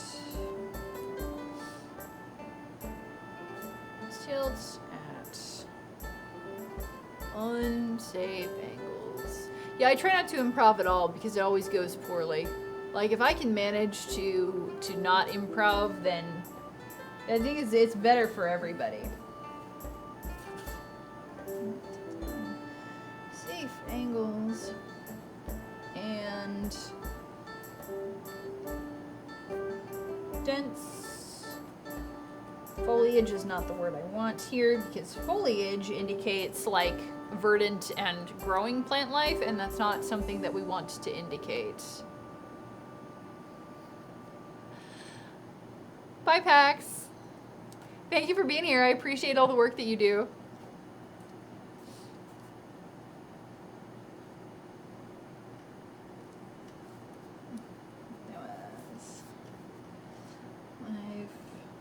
Prevents you from seeing very far. Excellent.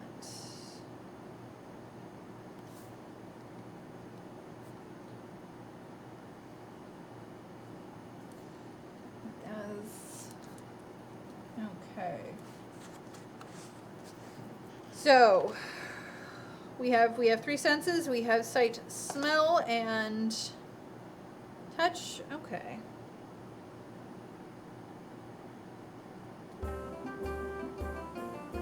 Okay.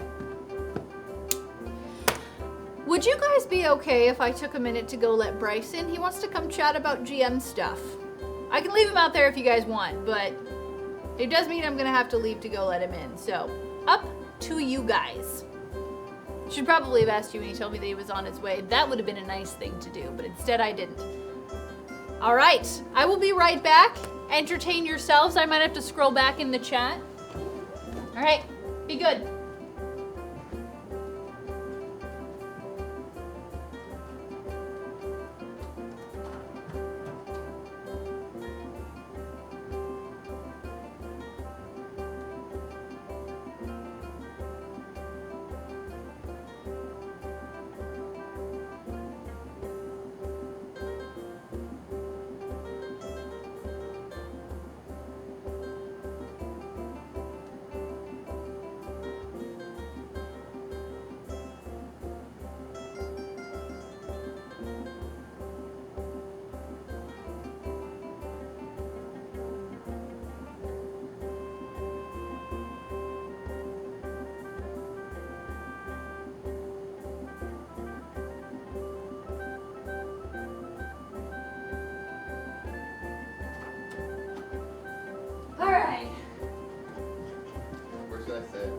You should sit up here with me because there's one camera right now. Hi!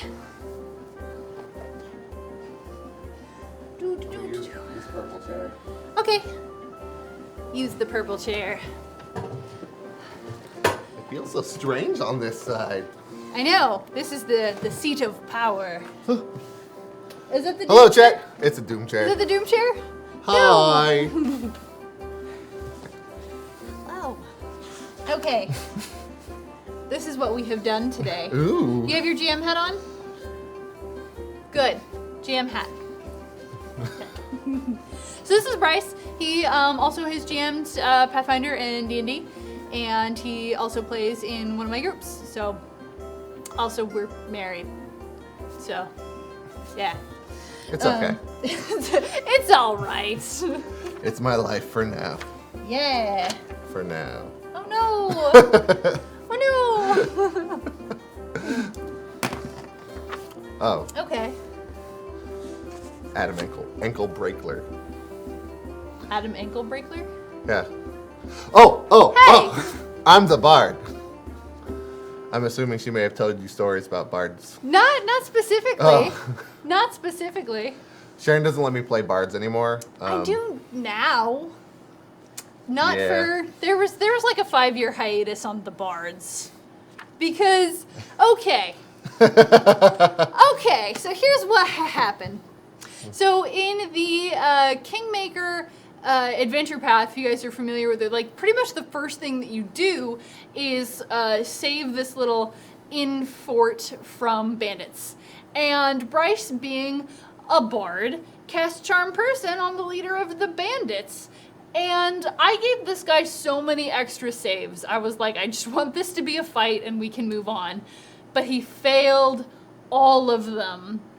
So Bryce is like, hey, that's a nice sword you have, man. He's like, oh yeah, thanks. You know, it was my father's sword and I'm really happy with it. It served me really well. And so, can I look at that sword? Can I just see that sword for a minute? Well, I mean, I guess we're best friends, person I just met. Completely gives it away. And all of his bandit bros are like, well, I guess this is happening. And I think we actually got out of that one without a fight. Like, you managed to talk everybody out of just plain fighting them. I also convinced them that their armor was stuffy and that they should just set it to the side. Yeah. It's summer. We're just here to talk. You need to It's be wearing really jeans. hot. Yeah. It was obnoxious.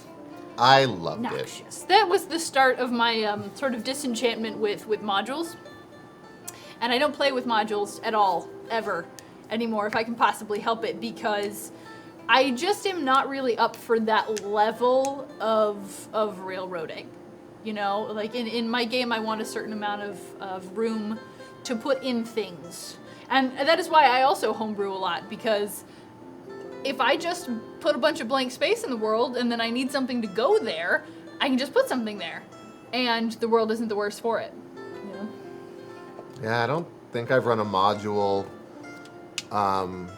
since Pathfinder module, the Seas one. I don't remember. Yeah, which you're shipwrecked. Yeah, you were Yeah. shipwrecked, and I have issues with Sharon's plan as well because I'm like, hey guys, you're shipwrecked. You're running out of food. What do? I build a water distillery so we don't have to leave. We're gonna set up camp here. They also dug a hole, put fish in. Yeah, serpent skull. That's the one. So they also dug a hole, put fish in it, and froze the fish like a fridge. So they had a fridge and a water distillery, and just kind of hung out. Yep. I had to have random things outside of the module come attack them because they wouldn't leave. Nope, never left our camp. So, if you face that situation now as GM, how would you resolve that? How would you incentivize your players to move? Well, there's, in my opinion, a couple ways you could do it. You could either incentivize them with making it way more treacherous at that location that they're starting at, so random monsters, or trying to compel them with an NPC who wanders in and tries to get them out there, letting them know that there's a dragon there. Oh no, they gotta leave. Something along those lines. Placing the MacGuffin. Yeah. Basically just letting them know, hey, there's life outside of this shipwrecked island that you guys have found yourself on. Please leave the island. And that might be something that's a little bit flawed with the way that, because those are the only two Pathfinder modules I really experienced, with the Serpent Skull and the Kingmaker, and neither of them really seem to have any sort of concrete goals. Like right off the bat, you have to sort of blunder about for a while and then find them, which we just sort of never did, you know, and that I find MacGuffins to be really useful because you definitely want to give the players a way or a reason to do anything. Otherwise, why would they? You know? My head's real shiny. It is. I say that every time I'm on camera. I could blind people. Please don't. We like them. They've been listening to me natter for like an hour and a half. They're awesome. Yeah, I read through the Legacy of Fire, and honestly, it just didn't grab me. I really like some of the things they put in, but it's I still have all the adventure paths, both digital and in hard copy, but really now it's just for the cool things they've added, not for the modules themselves. Yeah, they've got a lot of great, like, you know, items and NPCs. One of the NPCs that I really like from Kingmaker is this, like, random throwaway kobold who's, like, convincing other kobolds that he's divine because, you know, he uses prestidigitation to turn his scales purple. And I'm like, that's amazing! I love this guy! He's fantastic! I've never used him, but he's in my brain, and I'm going to use him at some point, specifically for that. But there's a lot of good stuff. There's a lot of really well fleshed out ideas in the adventure paths that really don't. I don't find them useful inside the adventure path, so I take them out. Some people find them useful, and that's great. They're great for a starting off point, but like you and I both use them just for some of the cool hooks and some of the cool characters they create. For the more crunchier systems like Pathfinder, they have a lot of really good feats. They have a lot of really good monsters. They have a lot of really good things that you can only get out of the modules or anywhere else you happen to find those stats. Yeah. I have those, those kinds of resources are really good to fill out other games. And I think that the modules are great for that. I also do wish that they had more like single hardback copies of the modules instead of all of the little thin ones. I know they've done that for some. I know Rise of the Rune Lords has a one book, but that one's also apparently really good because it's really popular and very hard to find. I don't know. Never played it. So, you know. One day. One day. No. So, what are you working on? Nothing. Oh, okay. Secrets. Oh, that's cool. Super secrets. I had close to all my books. What could be possible? Do. I really wanted to watch earlier, but every time I looked in, they're like, something, Librarian of Hell. And I'm like, oh, I know what's going on. The plotting. The plots. The plotting that I don't get to know on. about until later, possibly tomorrow. Well, thank you for refraining. No, 2 days. 2 days, yeah. 2 days. I did send a friend into the chat to spy for me. Yeah. Ankle Breakler Adam is one of my best friends. I saw you. And so saw you. He was letting me know that you guys were talking about Hell, and he also asked what I was playing in the game. So if you've talked about that, then you would know that. Oh, you didn't talk about that? What I'm playing? Well, generally, yeah. Okay, because there's a I lot. didn't identify it as you. Oh, okay. Well, then, yeah, that's what he was talking about, is the fact that there's a lawful good person in this horrible hellscape. Uh-huh. So that's rough. Yeah. Well, nobody's really evil, and there's nobody's chaotic either in the party. Yeah. So really, people are just very poorly suited for this whole hell situation. Law. That's what we gotta stand on, everyone. That's the only thing we have in common. Law will bring us together. It better, because otherwise you guys are going to be in a bad way. It's gonna be real awkward. So I did try to get in touch with management. Every single level we've been on so far has had me interacting with the demon lord of whoever's there and saying, hey, I really hate you because you're a demon, but I like that you follow laws. Let's find some common ground in laws. So it's interesting. Yep. I don't want a negative D10 because that's my life. Oh no, I don't know what the oh yeah. You know what the that's fair. Karen is. I don't have the hair for it. I You need to buy a don't. wig. Get a wig. I'm gonna buy a We couple get you. wigs. It's Halloween season. We get Yeah, so I'm many gonna buy a wigs. Karen wig just So to many talk wigs. to the managers from now on. They've all been very nice So in far. their hellish landscape. Yeah, because they torturing want you to souls. take the good stone out of It's true. out of hell. You're the only ones who can do it. No, none of them can touch Only it. us. There's no other good people in the world. No, well, they found you first. It's true. You were by virtue of plot poorly located. So, I do want to point out, because it's a talking point, that Okay. I have also gamed multiple other systems and ran them, Mm-hmm. including Ars Magica, Savage Worlds, as you mentioned, Pathfinder, Mm-hmm. D&D 3, D&D 4, which is not a good system. We don't like D&D Looking 4. at you, Aussie. God, what else have I run? Mage, Werewolf, Lots of mage. World of Darkness. I tried to run Shadowrun once, but it just wasn't my It's jam. It's so so crunchy. Yeah, it's too It's so too much for me, crunchy. and I'm okay with that.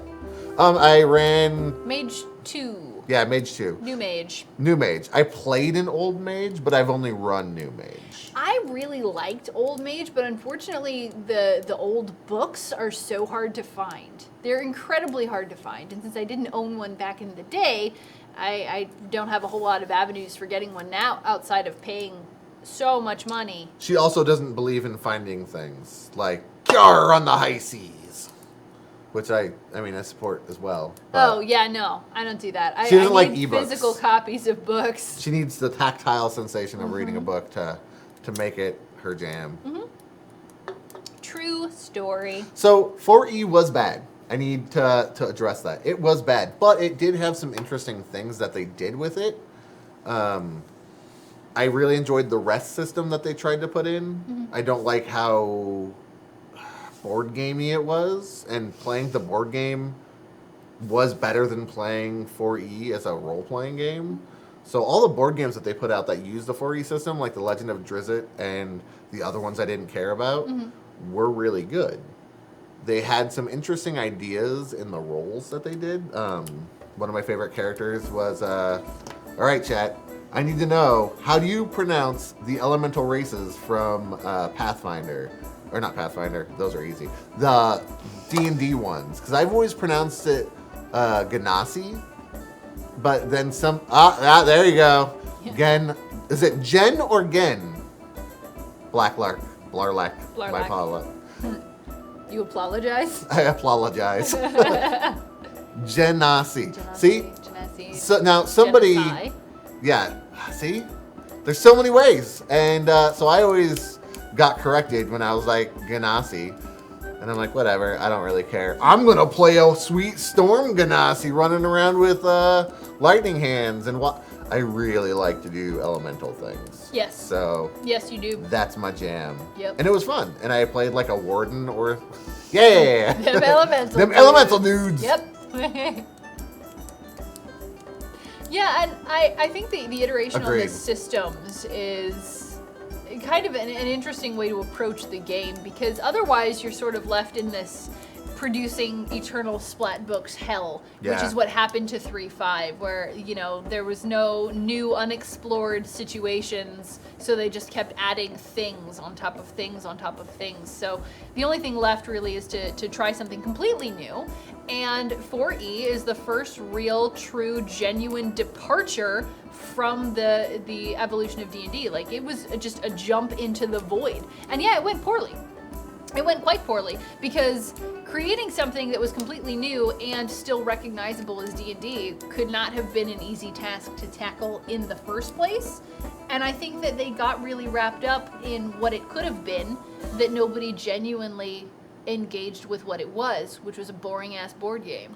So I never played 2nd edition, but I've been told that 3rd edition was a drastic departure from 2nd edition as well. It really wasn't that much. It was mostly a change in difficulty level and tone. Okay. More so than mechanics. You know, 4E introduced a ton of new mechanics. 3 didn't introduce nearly so much, and the things that they did introduce, you know, to my recollection, it's been a long time since I played 2nd edition, but to my recollection, they were more iterations and sort of cleaning up previous 2nd edition mechanics, as well as getting rid of stupid things like having to buy literacy with skill points. Sometimes you just need to learn how to read. Or you could just, as a character decision, say that this character is illiterate instead of gimping them by having them buy literacy. Didn't they still have that in 3 with the barbarian? It was only the barbarian, though, Okay. whereas in 2 it was everybody. You couldn't read unless you put skill points in it. You common peasant folk, you don't deserve books and learning. That's true. And I really like 3.5 Aussie, but I'm gonna sneeze. Ugh. I apologize. I really like 3.5, but I think Pathfinder made it more balanced. And I do miss prestige classes too, but there shouldn't be any. Thank you. There shouldn't be any sort of. Oh, I'm gonna do it again. I'm a liar. That's good because you only get one. No. There shouldn't be any prestige classes that you couldn't bring over to Pathfinder and keep playing them. Yeah. Multiple And- times I've had to work with my GM, a lot of times Sharon, and be like, hey, here's what I want to do. Can we translate that over? And usually the answer is yes. Usually the answer is yes. Sometimes the answer is, good God, no, what were you thinking? But yeah, and then in prestige classes was something else that Paizo iterated on. And so things like the Arcane Archer, that exists in Pathfinder. And I think it's a lot better in Pathfinder. I don't think it's as powerful as it was in 3.5, but I think it suits the flavor more. There's not a whole lot of prestige classes though, and there's not really any of the splat books that are doing prestige, and that's fine. But yes, to Aussie, they just don't like them. They don't make new ones. They don't keep them. They were pretty much there to kind of bridge D&D into the rest of Pathfinder. Yeah. Like, hey, look, we have prestige classes too, and then they just really leaned into archetypes, which I think is better. I think archetypes are better than prestige classes as a way to customize your character. Yes. So I'm jumping into this conversation obviously halfway through. What games do you like, AK? I personally am not having a good time with 5e. Like, Me neither. it's not fun. And it's obviously, or I shouldn't say obviously, it's probably in part because I'm so used to playing Pathfinder. I like that. But it's just not as fleshed out or as open as I'd like it to be. Everybody is kind of samey Yeah. in 5e, because our group has, a rogue, a bard rogue, a paladin, a wizard, a sorcerer. Guess who the Bard Rogue is? No. And a fighter and a monk. And everybody plays pretty much the same way. Like, that's Yeah. a solid diversity of classes. But everybody is like, get into melee range to give other people advantage on attacks. So the rogues can deal sneak attack damage from range, any range. And explode people. And just explode people up. It's ridiculous. Yeah. Yep. Honestly, my favorite, like, as much as I like to play Pathfinder, I don't like to run it. My favorite games to run are usually more storyline based, and so like Mage and World of Darkness are really my favorite. More flexible. They're way more flexible. I could randomly, or I can, in my mind, set a DC of saying, hey, I need 5 successes. All right, go ahead and roll me a power finesse. Go. And it works. Yeah. I think that's a good point, AK. The math involved in D20 systems can really bog it down. Yeah. And it can make it unfun. I've never really gotten too Exalted. I owned the books for a while. They were some of the last books I ended up selling off. Yeah. Because I really liked the art. I really liked the concept. But it just didn't have that kind of feel that I was looking for.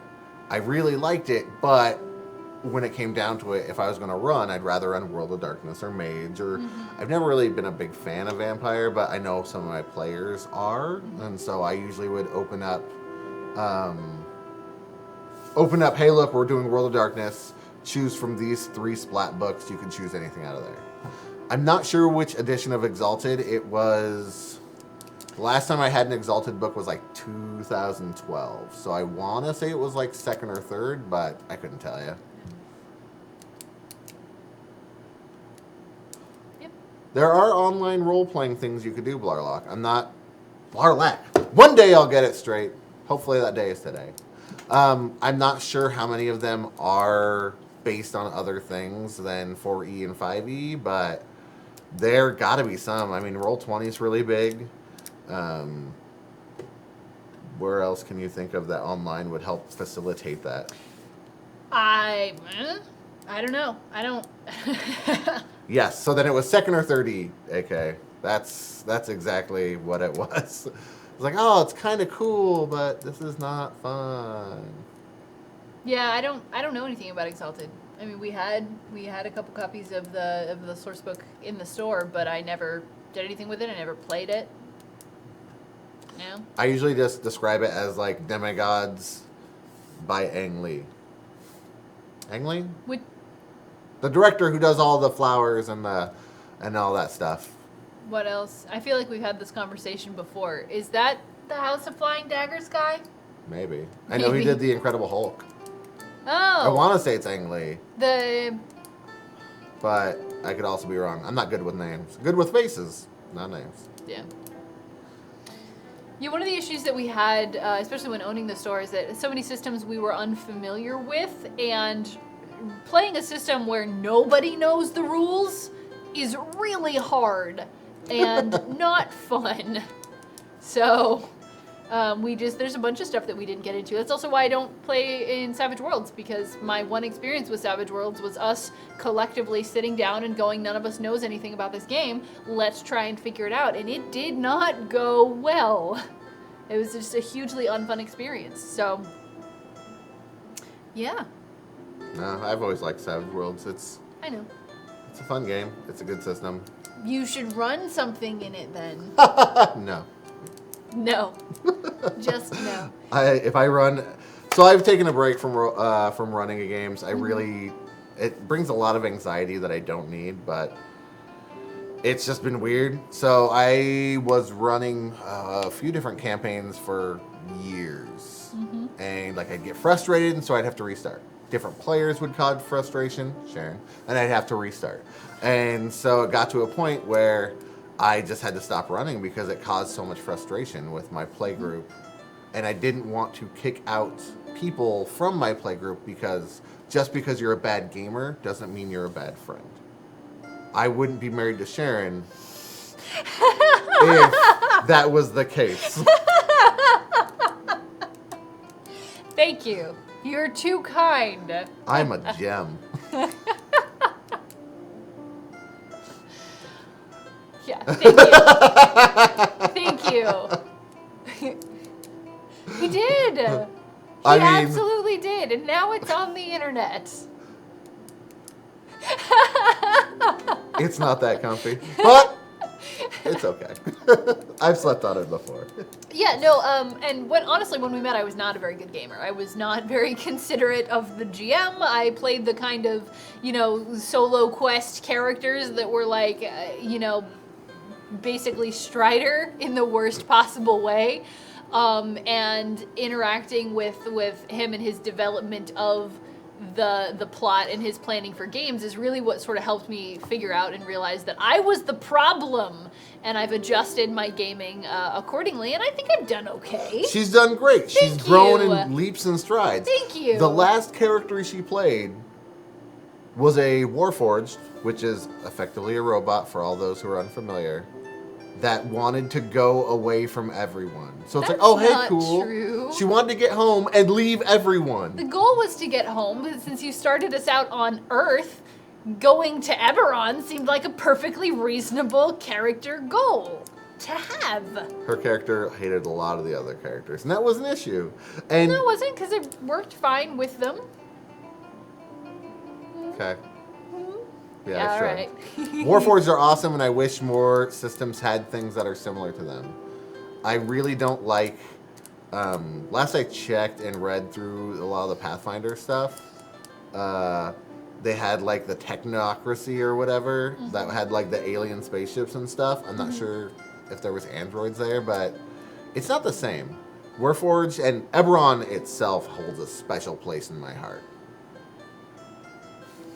I love Eberron, and I wish that there was a nice conversion from Eberron to Pathfinder. A conversion that maintains the things that you liked about it. Weirwoods? Wirewoods. We're going with Weirwoods. I like Weirwoods. It's more fun to stay. It is fun. Yeah. The Eberron books are the only ones I still own of the 3.5. The rest of them I sold, but Eberron I didn't think was going to get any sort of redo. Yep. And so I kept those, and I kept like the City of Sharon and all those. Ooh, what's a supplement? Where does this Ironborn race come from? We're waiting for their response. We are. I need to know. Wait. But I really enjoy the world of Eberron, and I want that to be a feel in Pathfinder still. Yep, they're gone. Gone forever. We'll miss you, Womp Aussie. You were wonderful while we knew you. I really liked. I'm going to keep talking about Eberron until we stop. By all means. Like, I really like the idea of the magic trains and the world system. Excellent. I'll We'll look at that later. I happen to use that site quite often. D20 PFSRD is an amazing encyclopedia of resources. It is super good. Yep. But they have trains, and they have a whole system of magic interacting with technology. And, like, the idea of, hey, there's a guy whose sole job it is to go around and turn off some magic lights. That's his job. Which makes sense. It does. Somebody has to turn off the lights. How else would they turn off? Like magic? Come on. Now! Company of Monsters. I haven't heard of the Company of Monsters, but it's something I will check out because, as I said, I really like the Warforged. And every time I don't want to say just homebrewed, but built the race out of the advanced race guide, it seems incredibly overpowered. Yeah. Yeah, it is. And if you think about it just sort of conceptually, Warforged would be. Yeah. Oh, to a certain degree overpowered. Robots. They're robots. And that brings with it a certain amount of just sort of logical conclusions about what this person can and cannot do and be, and that's where you run into problems, is where you add the logic into it. As is true with, honestly, most of the games. The crunchier a game is, the less it reflects reality. Yeah. Just as a necessity of that degree of crunch. So I do have a question for folks, because You're pointing with your pen, but I am they pointing can't see that it. it's this way. For folks. That's towards the screen. So for Sharon's game, I built a race that I hope to make somewhat balanced, and I think it's balanced. Yeah, so far.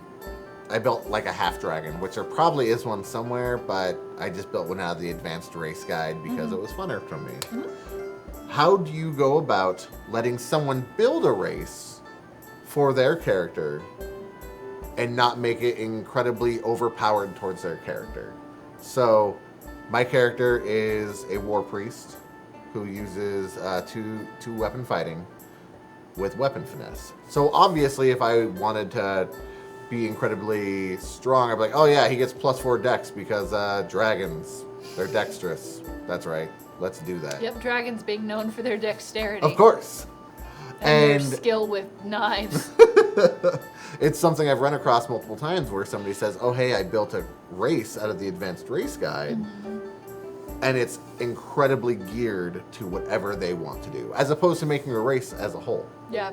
We had a guy in a game back in the day who was playing this like half undead, half cyborg, just out of nowhere. He was also playing a standoffish solo quest strider type character, so it was just all in all really uncomfortable to play with.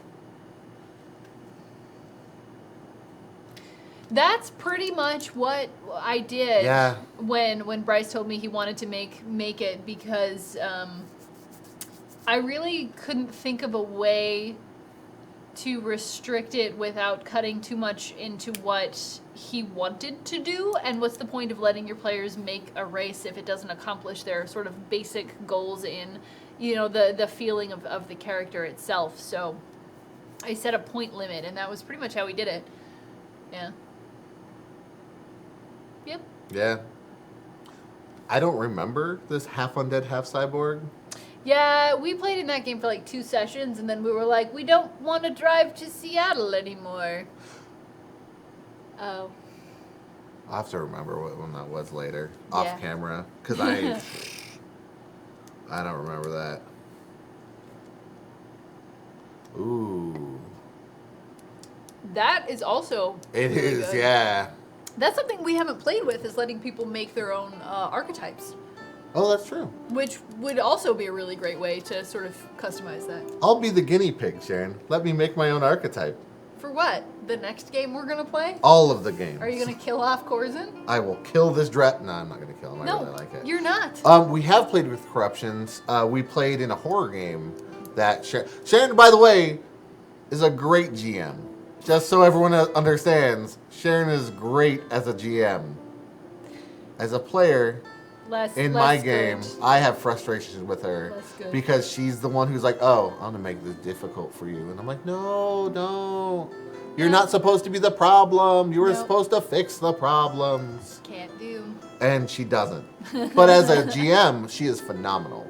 I enjoy how she does experience, which if she hasn't talked to you about is actually really, really well done.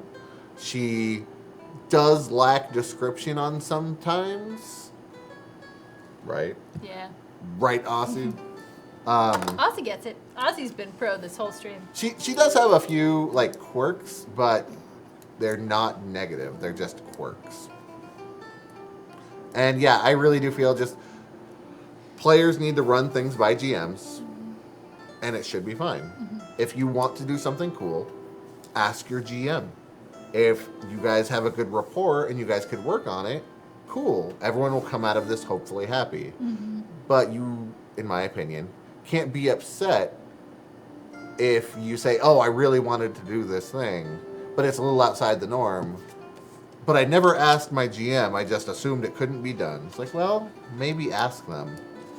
Yeah, I mean, I like to think I'm pretty willing to work with people to accomplish what they want to do and experience with their character. Sometimes it's not possible, but we can get at least part of the way there if people tell me ahead of time.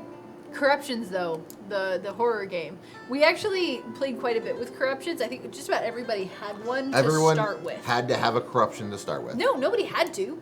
I didn't make anybody have a corruption to start with. You guys decided that you wanted a corruption to start with. Apparently, we all decided we wanted corruptions. You did. One of the players had the possessed corruption, and he was a spellcaster, and so I had him possessed by a different spellcaster, and so whenever he failed his save and the thing that was possessing him gained control, he had a different spell list. He had it was a completely different thing. And then whenever something happened, I would sort of feed him ninja notes that sort of gave him cues on how the ghost was reacting to what was happening around him. So I think the rule of cool is the best thing you can do for a game. Everybody wants to have fun in the game. The GM is putting forth usually way more work than the players. So Probably. if the GM isn't having fun, you're probably not going to have a fun game. And I'll talk about Wraith in a second. Put a pin in Wraith. Put a pin in that. If the players aren't having fun, well, usually they're going to be shit poopy and interrupt the GM and make it not fun for them.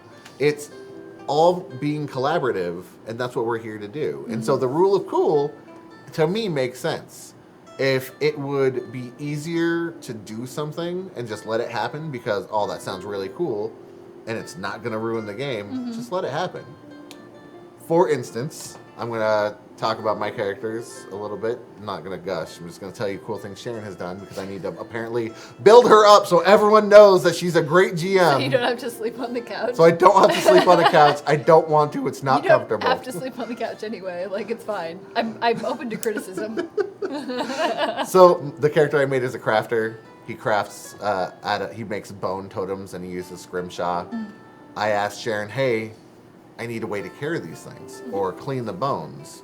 Real world, we looked up real world, how you have to clean bones to make them preservable and use them for these things. And it takes a long time. It a requires really long a lot time. of gear, and it's very heavy and hard to transport. So instead, we decided, hey, it would be really cool if we had a bag of holding filled with flesh-eating beetles. And then I could just put the bones in, and then they'll eat all that flesh. Yep. And then You just gotta we're good. give them air once a day, and Yeah. they're Feed them They're every good. once in a while.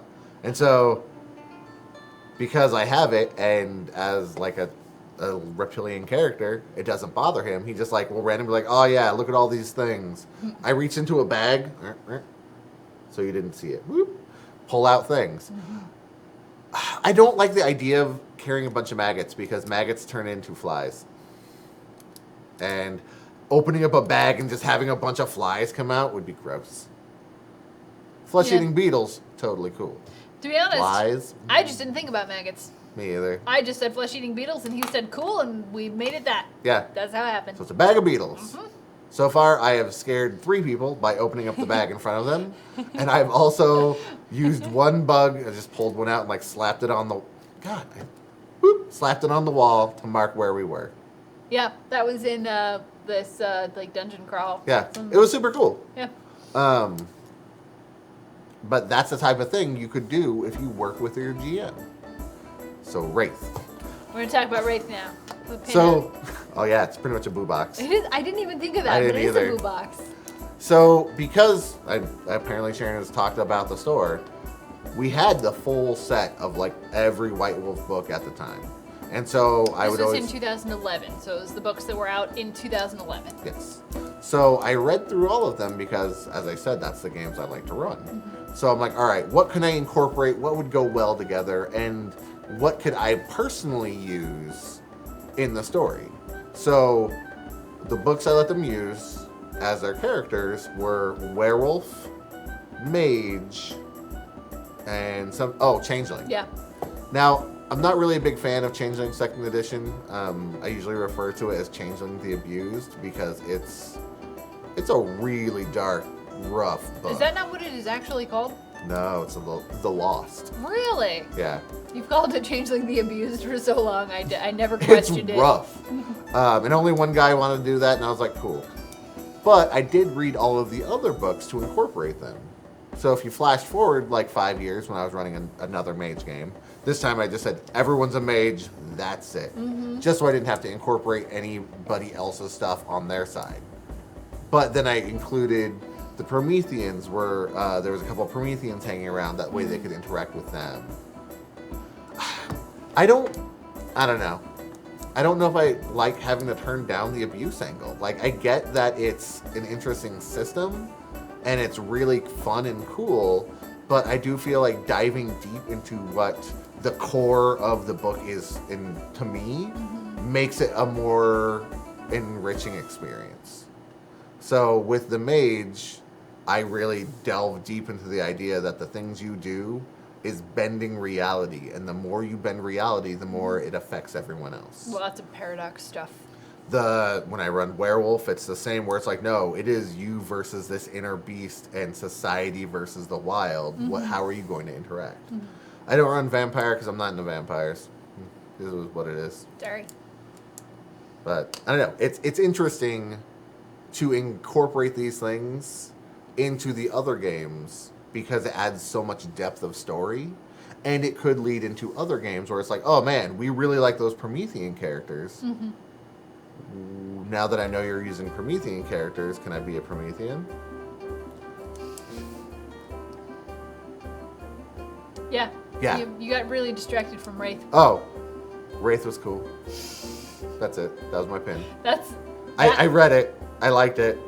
I think I found a copy online, and that's what I had to go with because, as you said, it was printed like ever. So wait, it had a printing in 2001, and then it had a printing in 2018? yeah, Is that what? Am I reading that correctly? it didn't have a printing So from like 2001 to 2018. As I said, I read it, and I think instead of Wraith, didn't they skip that and then do Geist? Isn't that what they did instead? Geist sounds familiar to me. I know they did Geist. That might be because I'm familiar with the word Geist. That happens, yeah. Yeah. It means ghost. It means spirit. Spirit, ghost. Hey, so everyone is aware. This is ghost. No, it's ghost. Yeah, it was ghost. Ghost in sign language. There's your word of the day, kids. Huh? Huh? Yeah. You don't have to make the woo sound because It if you're helps, using though. sign language, It helps. but it's really fun. All Yeah. right. Anything else for us about GMing so we stay kind of on theme for today? Ghost.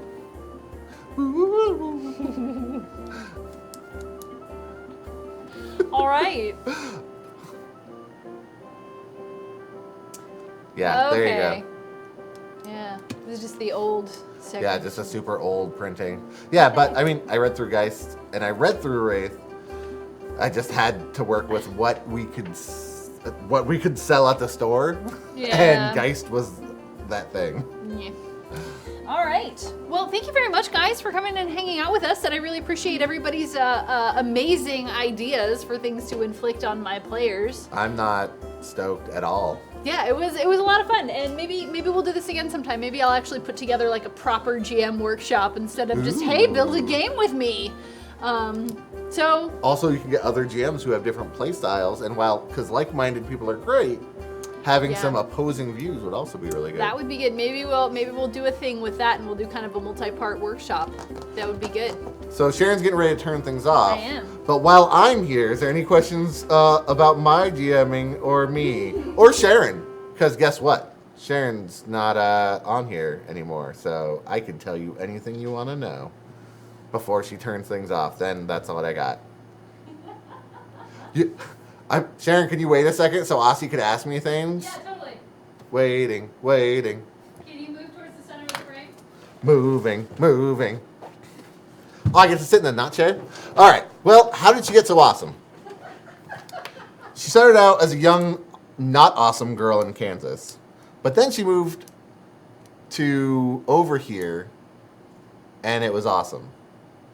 And then she did a game store thing, and that was pretty awesome. And then I met her, and we became awesome together. So, by the transitive property of her being awesome, I'm also awesome, but really it's her. And so, I do enjoy a band of kobolds called Dragon Force. We had one of the games I played, there was a band of musician goblins that we called the Goblin Funk Machine. And they played mostly electronica with keyboards that they set up, but they actually just used ghost sound and prestidigitation. And they had like a steam-based organ that they rolled around with.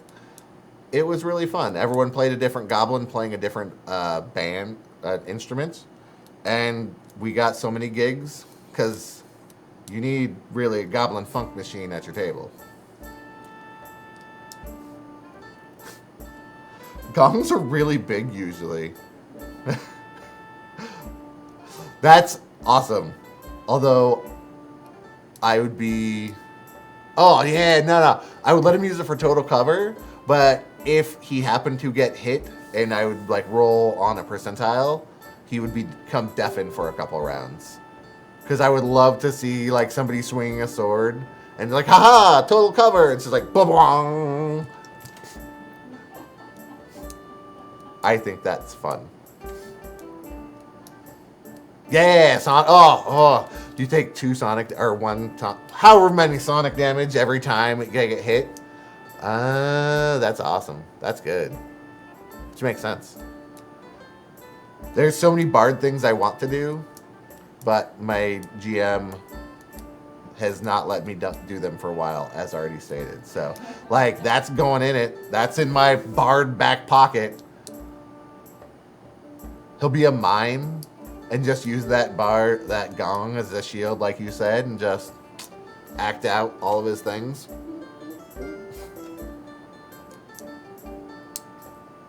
Oh. I mean, as a bard, you probably did. I would say 9 out of 10 bards deserve what they get. It's not their fault, it's just who they are.